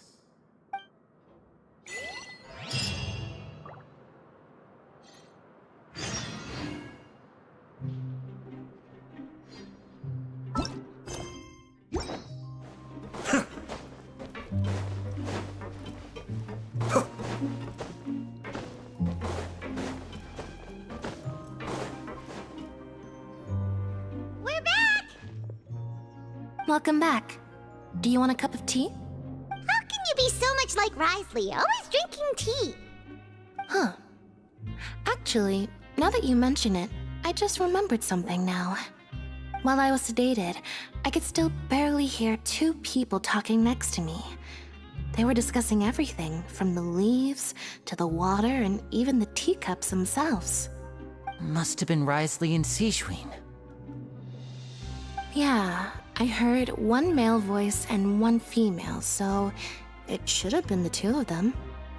They really were just talking about brewing tea. I really can't make sense of this place.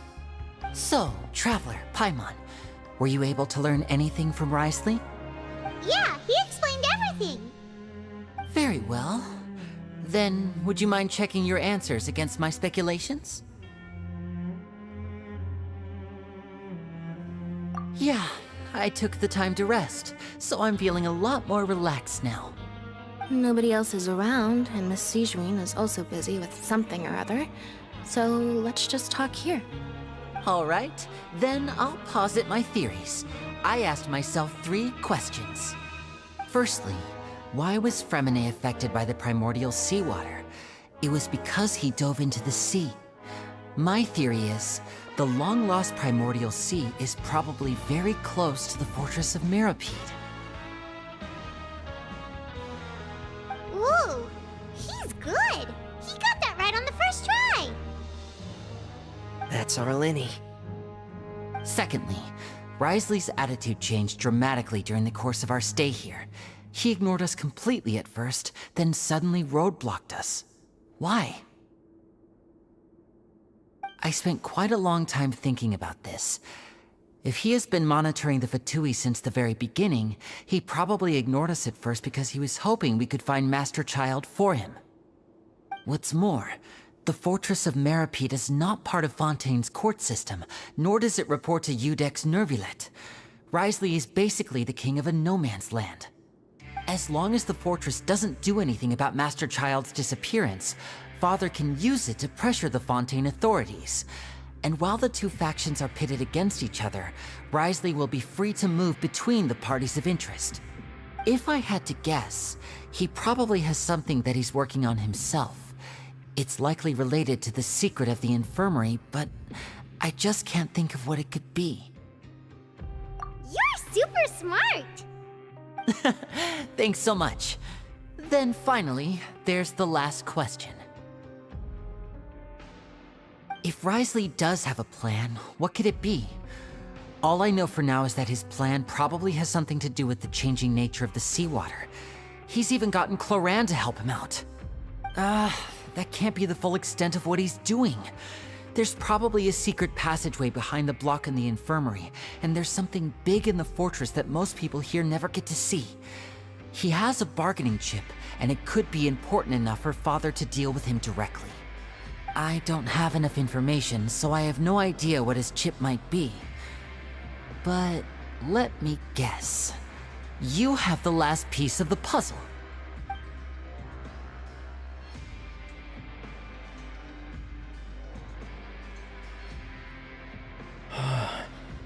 I can't believe it. The sea will engulf everyone. Just like the prophecy said. Could Risley have wanted to meet Father to figure out a way to deal with this crisis? If you remember, I once mentioned that Father sees the House of the Hearth as her base of operations, and she truly wants to resolve the crisis. But how could Risley have known that? Or perhaps he didn't know, and just wanted to bring Father over to his side? Which could be why he said he just wanted to negotiate. Yeah, that makes sense to me. I understand your concerns as well, Traveler. I'll figure out a way to pass this on to our father. No matter what, we're on your side. The two of you have already aided us far too much. We probably wouldn't be standing here right now if not for you.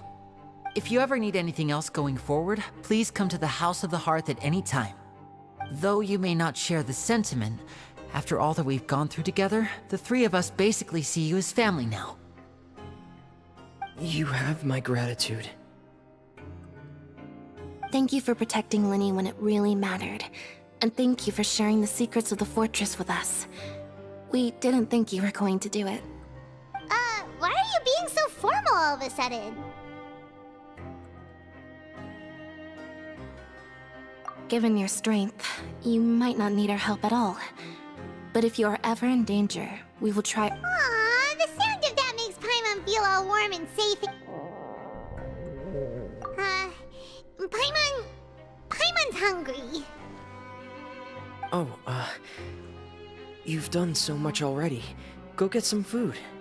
Alright, then we'll catch you guys another time.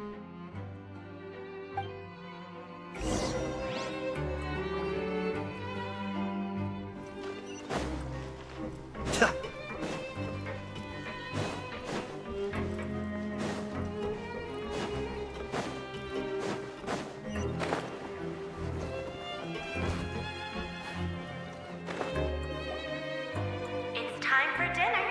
Welfare meals now being served in the coupon cafeteria. Come on, let's go pick up ours as well.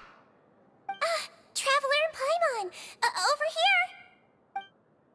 Are you here for dinner too, Miss Sijween?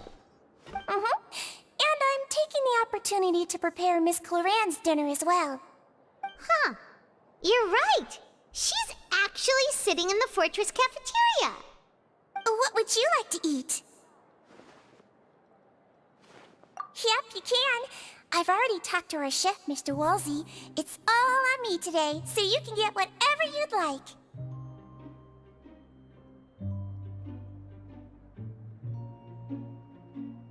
Me too! Don't forget Paimon! No problem.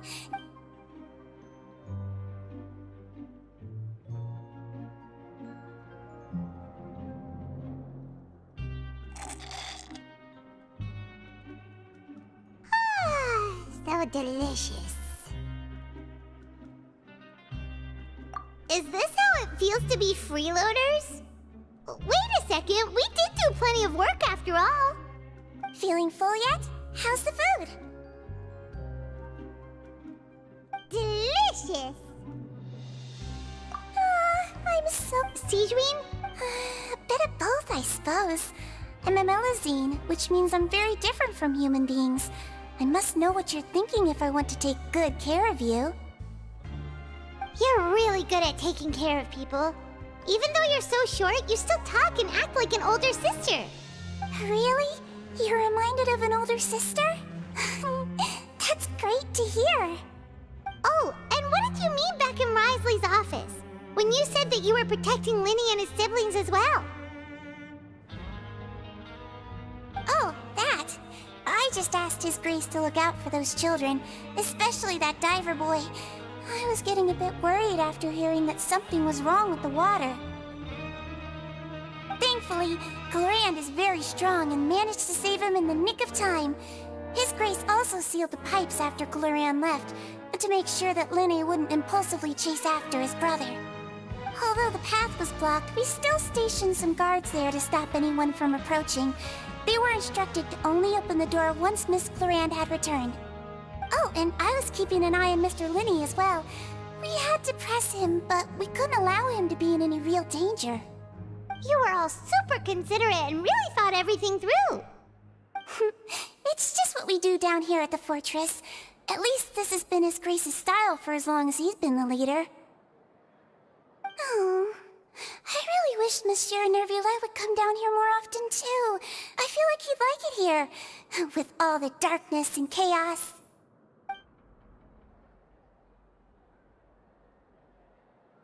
Get a good night's rest, you two. You both worked very hard.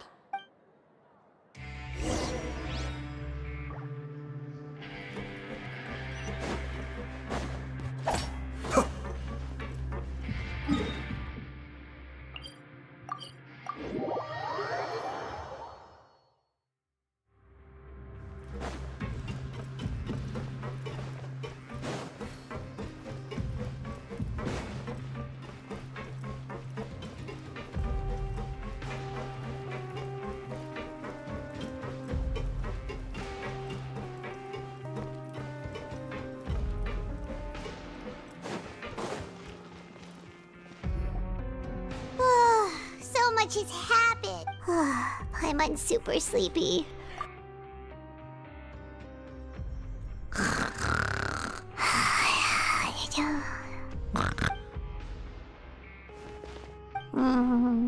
Delicious.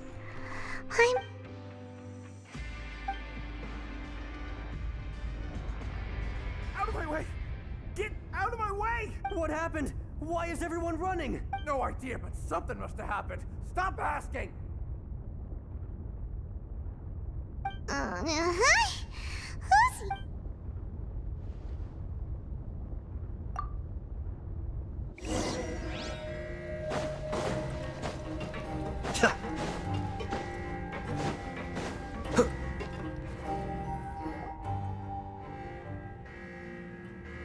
What happened?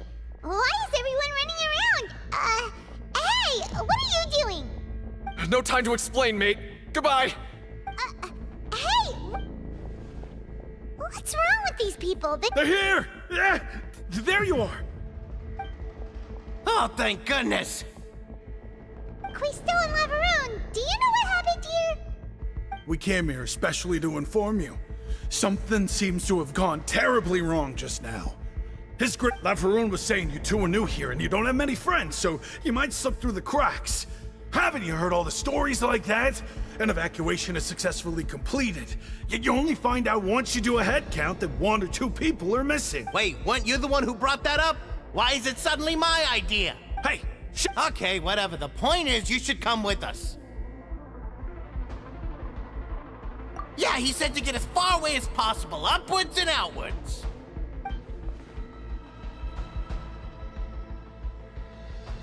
Oh no, it can't be that thing!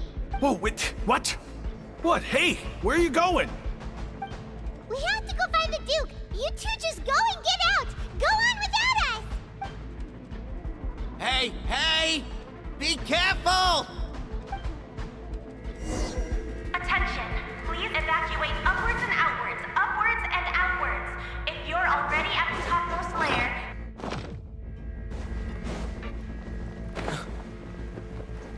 Attention! Please evacuate upwards and outwards, upwards and outwards. If you're already at the topmost layer, then try to move as far outwards as possible.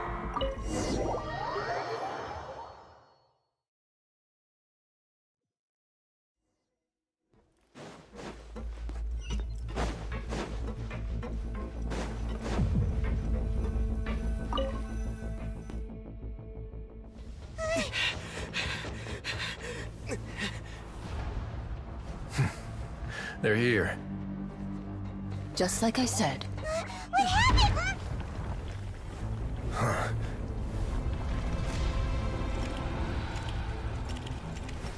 You're just in time. But be ready to run.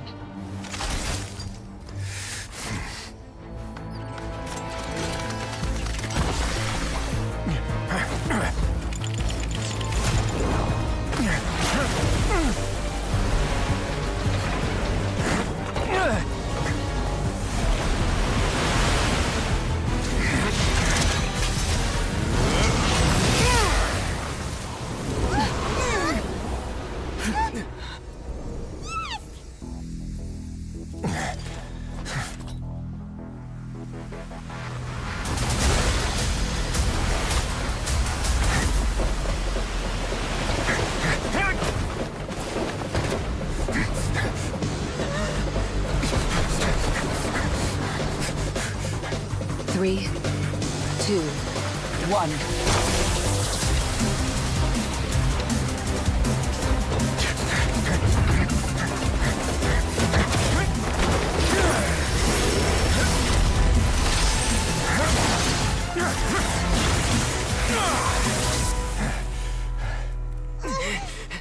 This won't hold it for long. Find Neuvillette. Tell him the defenses are about to collapse. Then what will happen to you? Until he arrives, we're the last line of defense.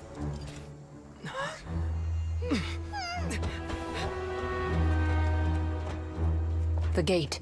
How long do you think it'll hold? That depends on us.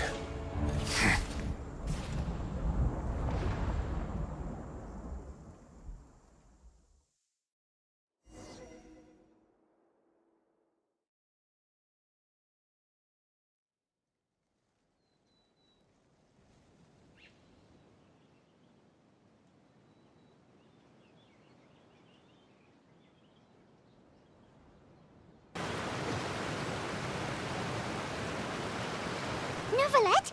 Why are you here? Traveler, I need you to head to the Opera House immediately. Farina will soon be meeting with the knave there. You must protect Farina, and make sure she doesn't spend too much time alone with her. Will do. You...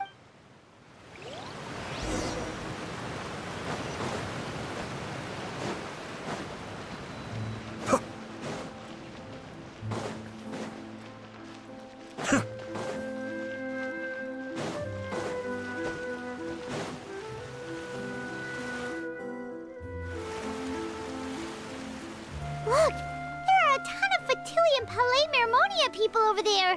The knave is probably here already. Are you two the traveler in Paimon? Monsieur Neuvillette has left though I'm sure he's already explained this should be a mostly cordial conversation, unlikely to give rise to violence.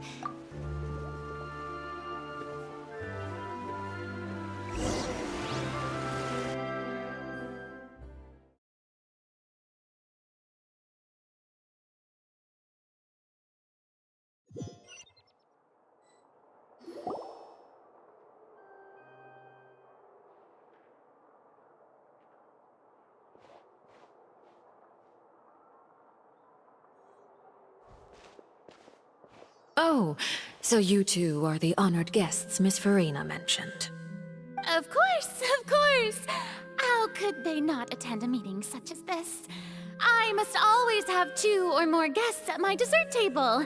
Otherwise, the occasion would be too lonely and unbecoming of my station. It is my pleasure to make your acquaintance, traveler. I have heard much of your accomplishments. I am the Knave, one of the 11 Fatui Harbingers.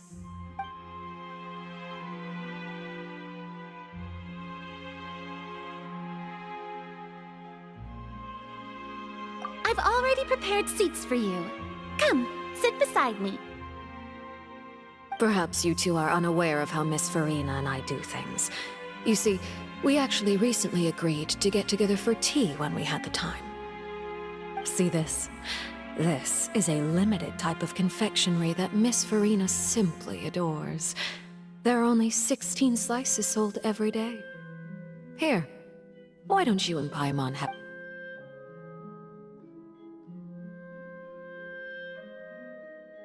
Traveler, what do you think of this cake? That's good to hear. So what Child said was on the mark after all. You do share a taste in desserts with Farina and I.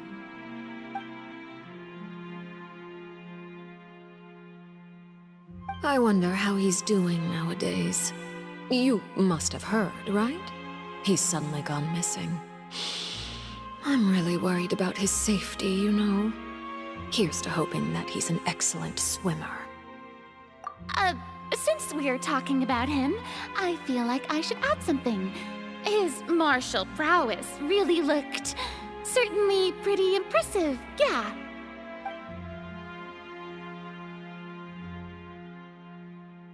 Oh, so you're also familiar with his aptitude for fighting, Miss Farina. Oh, right. I almost forgot. Child was subdued by Judex Nuvile. Against ordinary people, my colleague would never be on the back foot. But alas, he just never imagined he'd run into such a person.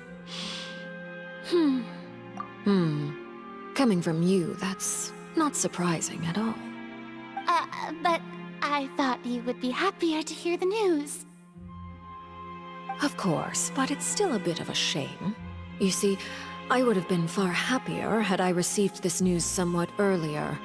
As you well know, a long time has passed since Child disappeared.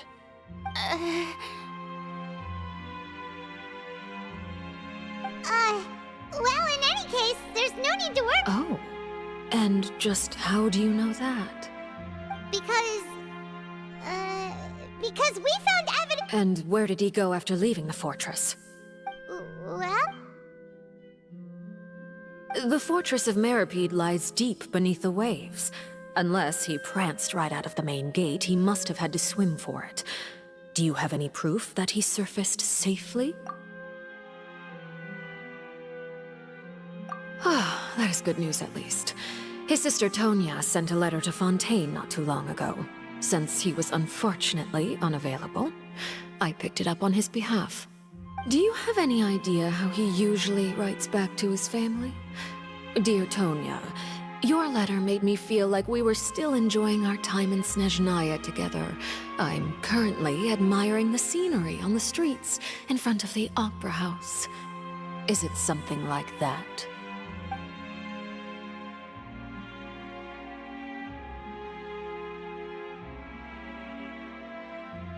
All letters tend to follow the same few formats anyway, right? As long as the contents are accurate, it doesn't matter so much how it's written or how it's worded. Huh? Hold on. The water in the... I suppose this is also a sign of things to come. Huh? I don't quite understand what you're trying to say. Have we entered into the next stage of the prophecy?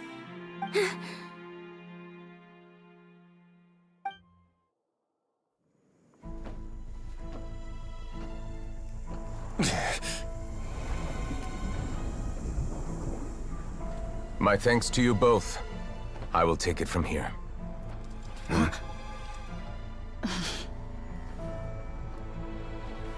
Sure you don't need a hand? Quite sure. Wow. So, what's your secret, huh? Let me guess. Nah, who knows? Maybe it's just your sense of responsibility.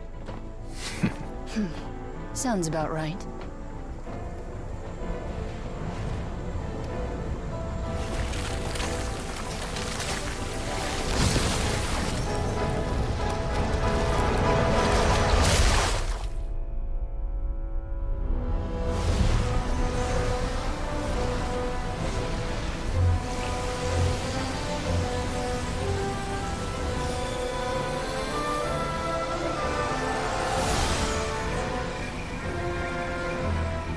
Day may come when the prophecy is fulfilled, and the waters burst forth. But it is not this day! This ancient power could easily obliterate an entire race. A tsunami of fury would unleash endless catastrophe.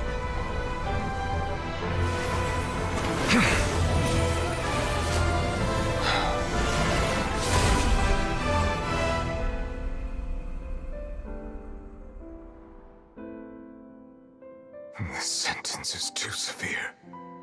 Forgive me for overruling it.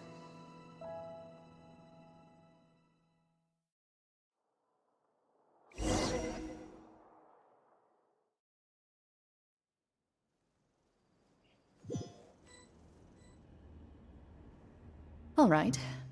Seems like the problem inside has been suppressed. Let me guess, we're safe for now. Indeed. But only for now. I win this bet. You owe me a present. Very well. It was indeed just as you... You made a bet? We made a bet on the size of your entourage. Cloran thought you wouldn't come down by yourself. I figured you would have at least brought a few people along for appearance's sake. It appears I underestimated just how confidential the mission was. Shouldn't you have gotten used to confidential missions by now? That's just how the courts operate. So what gift must the loser give? Tea? He already has tons of tea in his office. I'm thinking about a set of legal codices. That wouldn't happen to be a dig at my lack of legal awareness, would it? Well, I'm sure His Grace doesn't consider the fortress to be outside the law. I was under the impression the residents of a place like this would be uninterested in the legal codices. That was obviously a joke. Anyway, you've still got some unfinished business to attend to in the overworld, correct? No need to stay here if you have a pressing matter. We all know you can't leave Palais Mermonia for long. Thank you. I hope everything went smoothly with the Fatui Harbinger.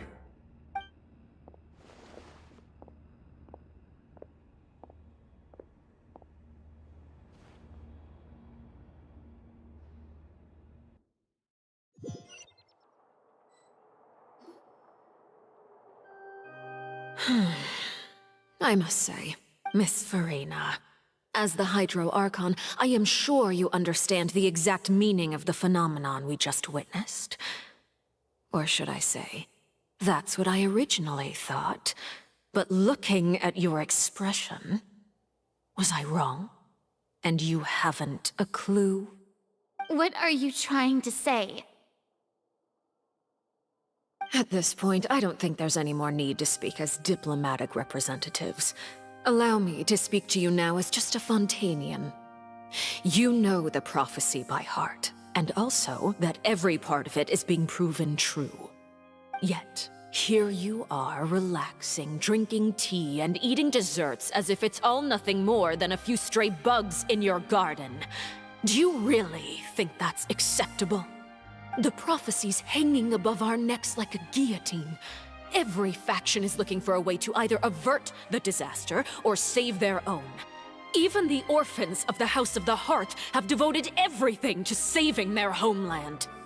But you? It beggars belief just how nonchalant and carefree you have been. From the very beginning, you, the god Focalor, you have utterly failed to take action. You're wrong. I've never ignored the prophecy, nor have I just been passing the time in self-indulgence. Retract your accusation and stop doubting the wisdom of the gods with such absurd conjectures. I am not alone in my doubts, you know. All the children of Fontaine may be harboring the exact same thoughts right now. Oh, great Hydro Archon. How are you going to save them? Save us? How are the people you've sworn to protect supposed to survive in a land that will soon disappear beneath the waves? I have my ways, and I've been working on them for all this time. Even if you look down upon me, you have no right to judge me.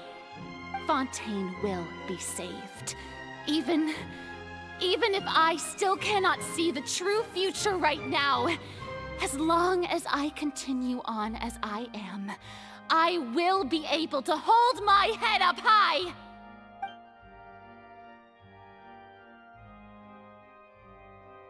Then I ask you, Miss Farina, just what have you been working on? Where can we see it, and what is it doing to help?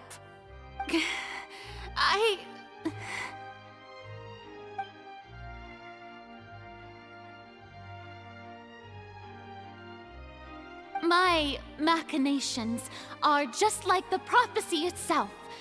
They will only reveal themselves at the fated time. It is just that beings like yourselves are unable to perceive them as of yet. I see. As a god, the proof of your labor always lies beyond prying mortal eyes. Allow me to be so bold as to ask another way. Would it be possible for you to tell us the parts of your plan that are not confidential? Such as your emergency response plan for the impending disaster? Oh, that look in your eyes. The emergency response plan is also strictly confidential. Then allow me to jog your memory. Miss Farina, what is the purpose of your Oratrice Mécanique d'Analyse Cardinal? And what do you plan to do with the massive amounts of indemnitium that has accumulated over the years? The Oratrice? It's just like it appears to be. So you also have no idea. If I'm not mistaken, someone's using it to prepare for something. But unfortunately, it would seem that someone is not you, Miss Farina. I first caught wind of this when Linny tried to investigate the Oratrice in the Opera House. You see, even just getting close to the core contaminated him with an extremely large amount of indemnitium.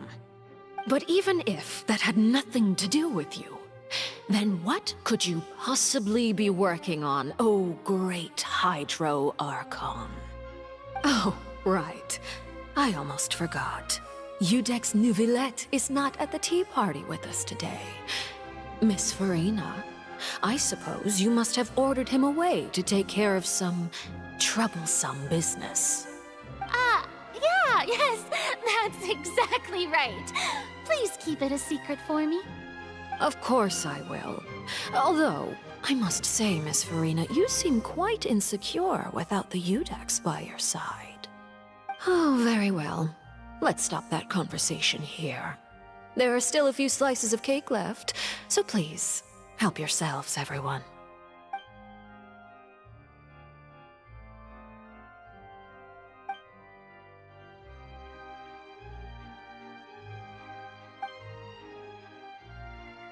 Traveler, I heard that you were recently commissioned to handle a few matters on behalf of the Udex. Why don't you take an extra slice of cake? Those who... You too, Paimon. Thank you. Paimon will take you up on that.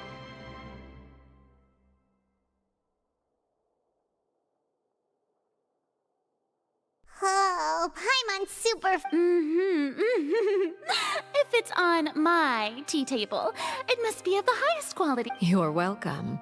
I'm sure the cake also felt greatly on... it is getting late. Why don't we call it a day? There are still a few Very well. Mind seeing me off, Traveler? We could use the opportunity to discuss Child before I must be on my way. Paimon's coming too!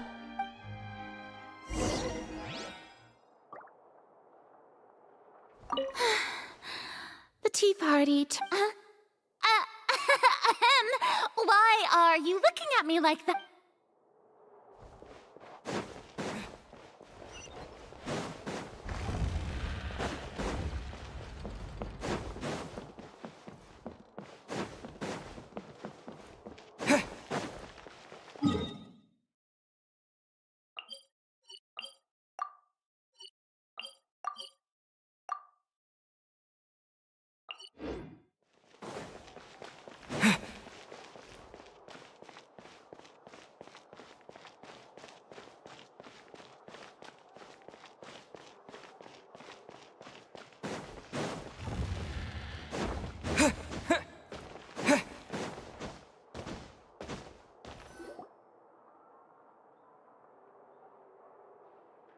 I'm glad that you were willing to come with me. Of course, Child was just an excuse. I have no interest in your dealings with him. That's what Paimon thought. You lent your aid to the children of the House of the Hearth. As their father, I would like to express my gratitude. Do I look like an irresponsible father to you? The House of the Hearth is very important to me. You should know that I care deeply about my children. That was all. Formal topics should be discussed in formal settings, and informal topics in informal settings. I know you just returned from the fortress of Meripede. Relax. I have no intention of trying to get anything out of you. Linny, Lynette, and Fremine are still there, and I trust their judgment and abilities. They've all been working very hard and have always done all they can to fight back against anyone who tried to stop them, especially Linny. You mean Ridesley. He's a tricky one to deal with. It's unfortunate that Linny's so eager to prove himself that he can't learn to rely on others, including me. By the way, and you can just consider this a bit of idle gossip, but what's your impression of Furina?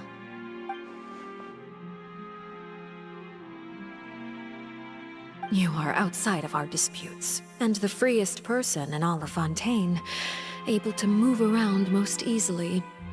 Allow me to share my perspective with you. And that's everything that happened during the trial.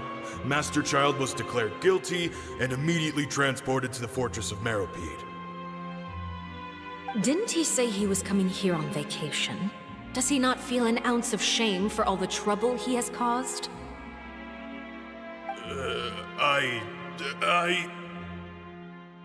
Forget it. He did give us an opportunity. I will be meeting someone shortly. Do you require help with any preparations? No need. I will take care of it myself.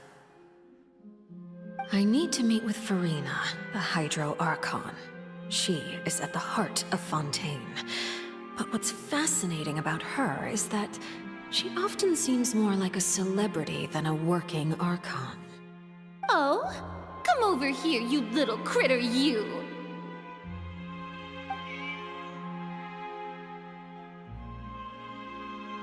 You dare to run from me? My goal is just to discover the location of the Gnosis. But I didn't expect the chance to approach Furina to be handed to me on a silver platter. This is so easy, it's actually making me a bit suspicious. Anything left unguarded is usually just bait. But no one will blame someone for taking the bait. After all, from the moment it was attached to the hook, the bait is meant to be sacrificed. It's just as I guessed in the second before I struck. The Hydronosis is not currently held by the Archon. In fact, this Archon doesn't seem like a god at all. And I sense that she's under some kind of curse. Who are you? And what are you trying to do? Please, don't kill me! The fear in her pupils is genuine, so perhaps she's not bait after all. Either way, targeting... I left the scene with ease. Nobody came looking for me, and nobody could serve as a witness to my near assassination of Focalor. I suspect even Furina dares not mention this incident to anyone. Not long after, my informants confirmed what I had guessed. After returning to her quarters, Furina quietly cried alone. She was so scared that she could not sleep that night, nor could she even bring herself to eat her cake. There's no doubt that there's something wrong with her. I began to entertain the possibility that she is not the true Hydro Archon.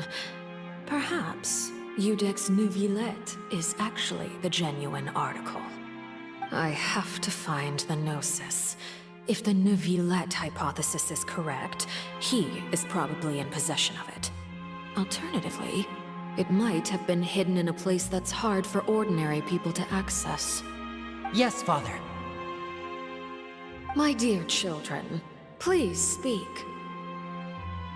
News from the Fortress of Meropide. Master Child has gone missing. On top of that, the contacts and guards we bribed at the fortress have all gone quiet as well. Probably the handiwork of that Wriothesley. I'm afraid so. This is a good opportunity. The value of a Harbinger is much higher than most would imagine. We now have an excuse to exert diplomatic pressure on the Fontaine authorities. Set up a meeting for me. I would like to meet the Hydro Archon and Iudex Neuvillette. Oh, and I have an additional mission for you three. Yes, Father. Tartaglia's disappearance was not a part of my plan, but I can use it to make a breakthrough. With this as my excuse, I can ask for an official audience and continue my investigation of Furina and Iudex Neuvillette. The initiative belongs to the House of the Hearth, My wish to investigate the fortress of Meripede will be a front. Lenny and his group will be...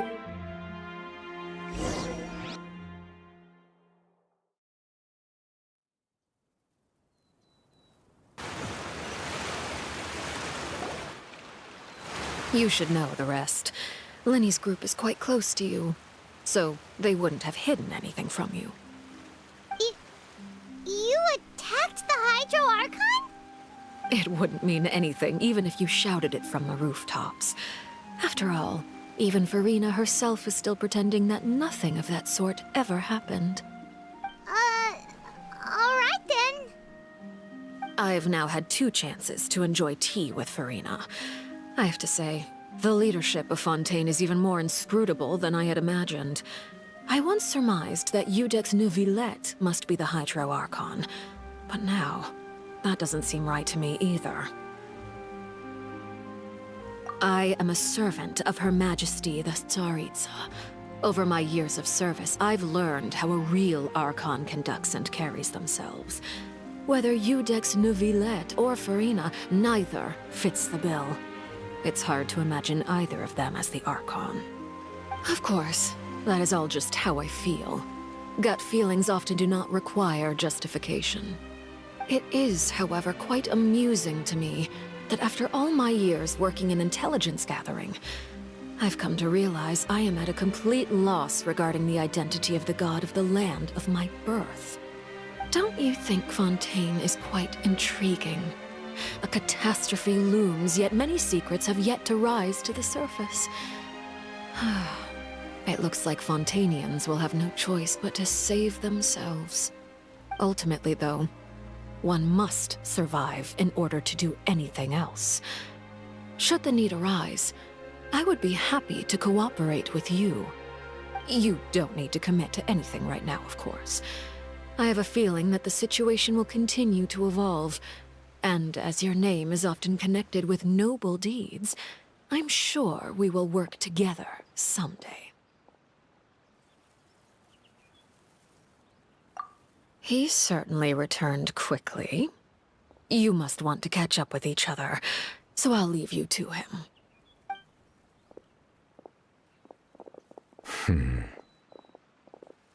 Neuvillette, is it over? For now, yes. But this issue will prove quite thorny in the long term.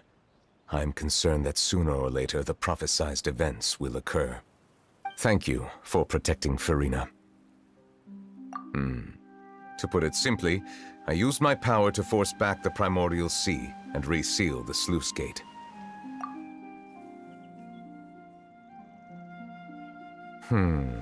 So as expected, the Knave has turned up the pressure on Farina. She's trying to feel her out, though I'm still unsure as to her motives. Permission granted.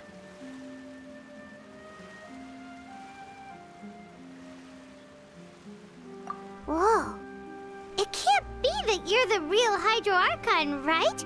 But that's just a speculation on our part, though.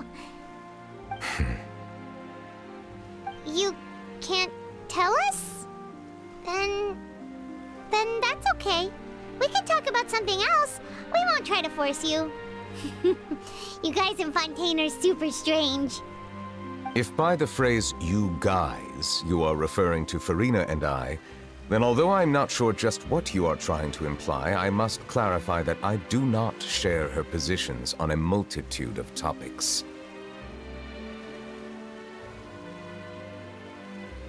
I believe so. The fortress has a long and complex history. It has seen much grief and suffering. And now, another catastrophe will soon be upon us. I mourn this turn of events. Huh? Why is it raining?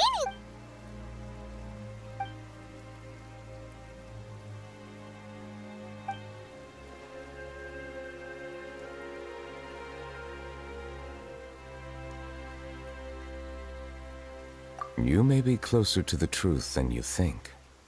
Oh? And what are you thinking? The dragon of... what? Huh?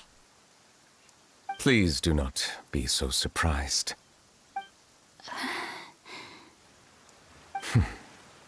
Farina? Ah, my apology. We were just guessing randomly. We didn't guess right, did we? You're not actually the Dragon Sovereign of what? You guessed correctly. I sincerely hope you'll be able to keep this a secret for me. Right, of course. We'll definitely help you keep it a secret. There's still something Paimon wants to ask you, though. Please, go ahead. Well, if you are the Dragon Sovereign of Water, and you were able to then since Fontaine's prophecy is all about seawater, couldn't you just use your power to solve the crisis? None of the currently living dragon sovereigns in the world, myself included, possess our full dragonhood. They say that when the first usurper arrived on Tivat, they seized a part of the dragon's power. Today, that stolen power is the basis of the Archon's authorities. There are 7 elemental Archons and 7 matching dragon sovereigns. The dragon sovereign of water who lived through that era perished a long time ago. As their successor, I know far less of that part of our ancient history. In any case, I believe I will not be able to do much unless the Archon disappears and returns their elemental authority to me. Given the status quo, however, I would recommend finding another way to deal with the prophecy. Oh, so even you can't solve it. I still have some urgent matters to attend to at my office. If you have any more questions regarding ancient history, you are welcome to discuss them with me at a later time. Please go right ahead. There's a place that Paimon wants to go too. Traveler, why don't we pay another visit to the Fortress of Mer? We'll see you another time. Take care.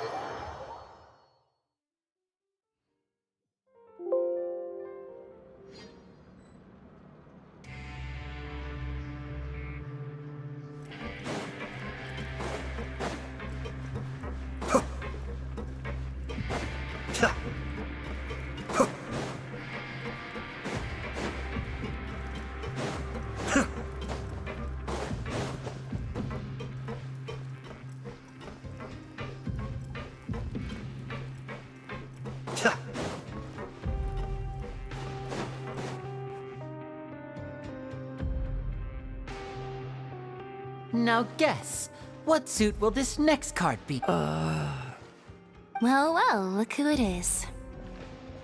Traveler, Paimon. Looks like you're recovering nicely from it, eh?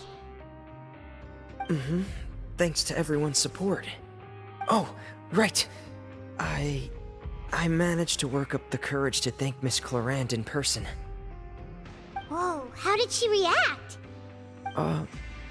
She told me that it was nothing.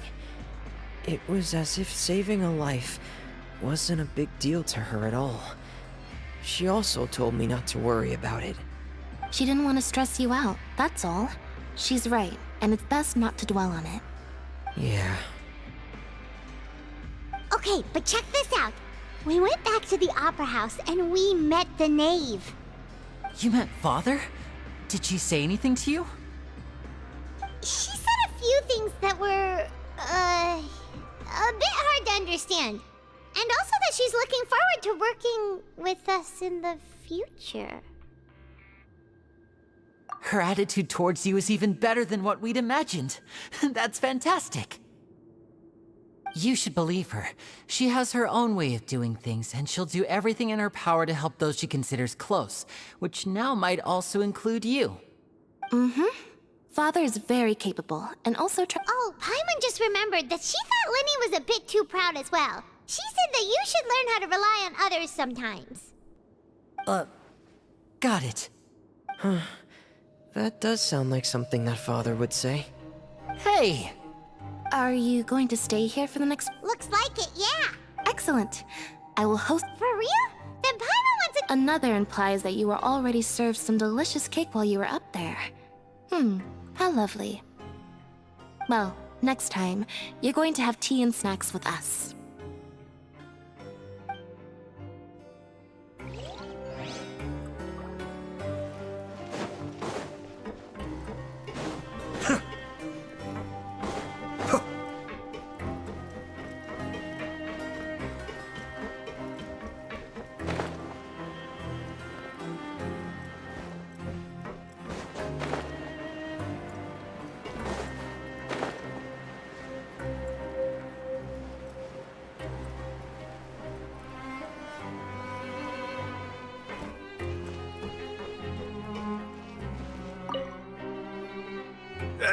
You guys are back?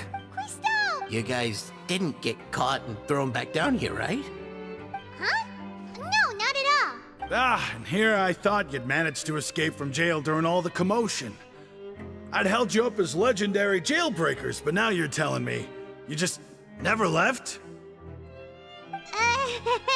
We're sorry, but we... All right. There's no need to get caught up in the details. We're just relieved to see you. He was super worried about you, you know. Hey, it wasn't just me. Weren't you super worried as well?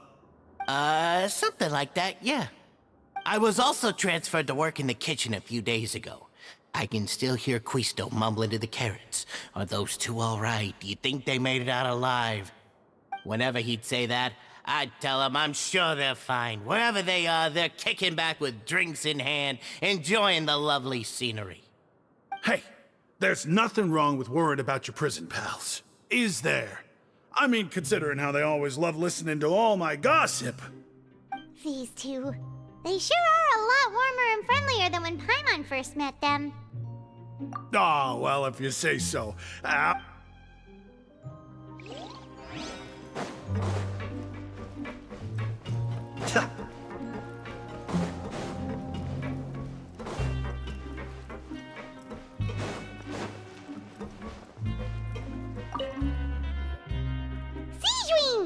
Traveler, Paimon, you're back!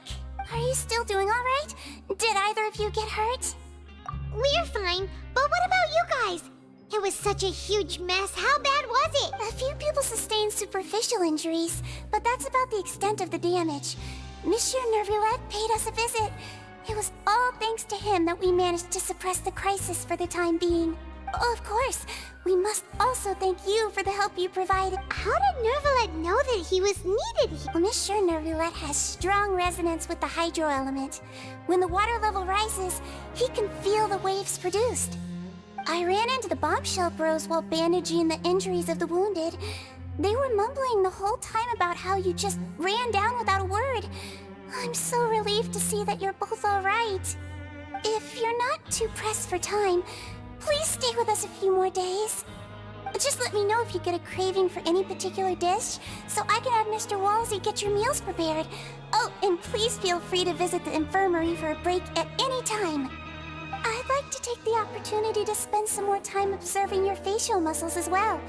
Your happy smiles are quite contagious, you know. They're so memorable, and I've missed them immensely while you were gone.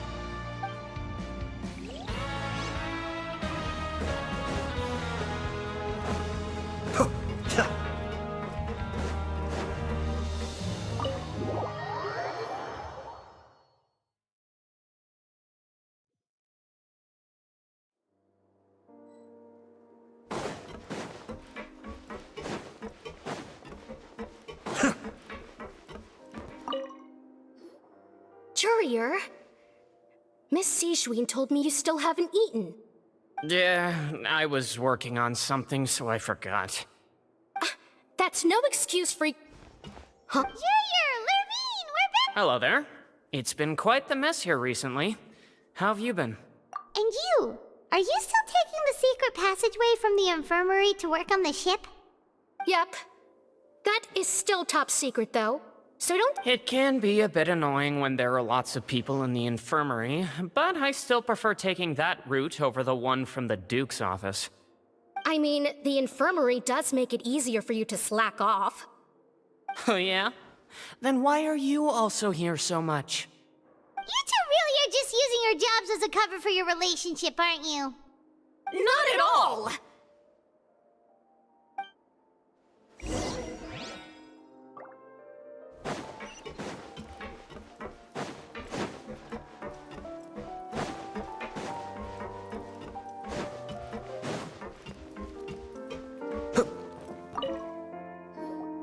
Do my eyes deceive me, or did I just see two inmates come back after making it to the surface? Some strange winds blowing of late. We wanted to see how the fortress is doing. Is everything still alright? We're fine, for the most part. Nervulet came down and took care of the worst of it. If that's the case, why don't you just ask him to stay here? Oh, yeah, what a brilliant plan. Let's go convince the Udex himself to exchange the Courts of Fontaine for a puddle of water in the middle of nowhere. He came here in a hurry and left without even stopping for a cup of tea. He did remember to take Miss Sigewinne's gift with him, though. He sure sounds super busy. Miss Cloran has left as well. She also took her gift from Miss Sigewinne. Were the gifts milkshakes? Nervalette got the milkshake. Clorand received lipstick instead. Those aren't even remotely alike. Well, it's Nervalette's own fault for making Sigewinne worried about his health by working so much. But besides that, our head nurse is still pretty fond of picking out beauty products for the ladies. Oh, and I have some gifts here for you as well. Are these from Sigewinne too? Nope, they're from yours truly. You've already wrapped up your work at the fortress, so you can return to the surface at any time. You haven't yet served your full prison term, however, so you may continue to use your cell until your term is up. For real? Then we could stay here for a really long time? You may access the cafeteria for free. Hooray! Just remember to come complete your paperwork once it's time for your release.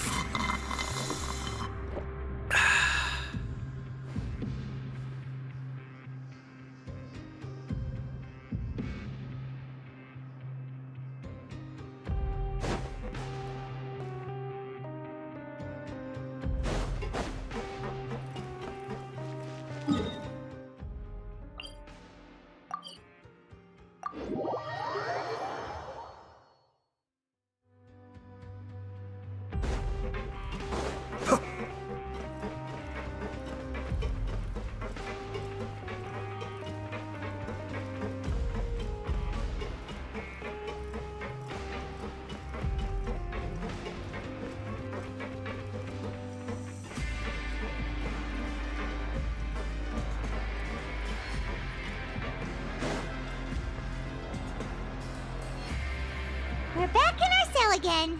We're no longer prisoners, though, so it really doesn't feel the same.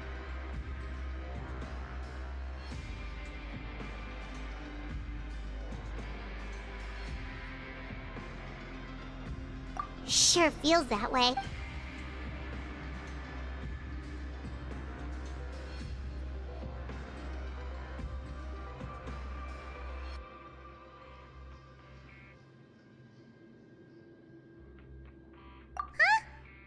No. Hey, that's not true! All right. Okay, Paimon just wanted to say that we really are... It's like, there are so many bad things in the world, and we're just two people, but we've still been solving problems no matter... You're counting Paimon today? Aren't you the only Then let's ask Catherine to give Paimon an adventurer handbook as well! Paimon will also be an adventurer from today just our thoughts making Paimon giddy. Paimon, the last time we should be safe now, right? All right then. Good night to you, traveler.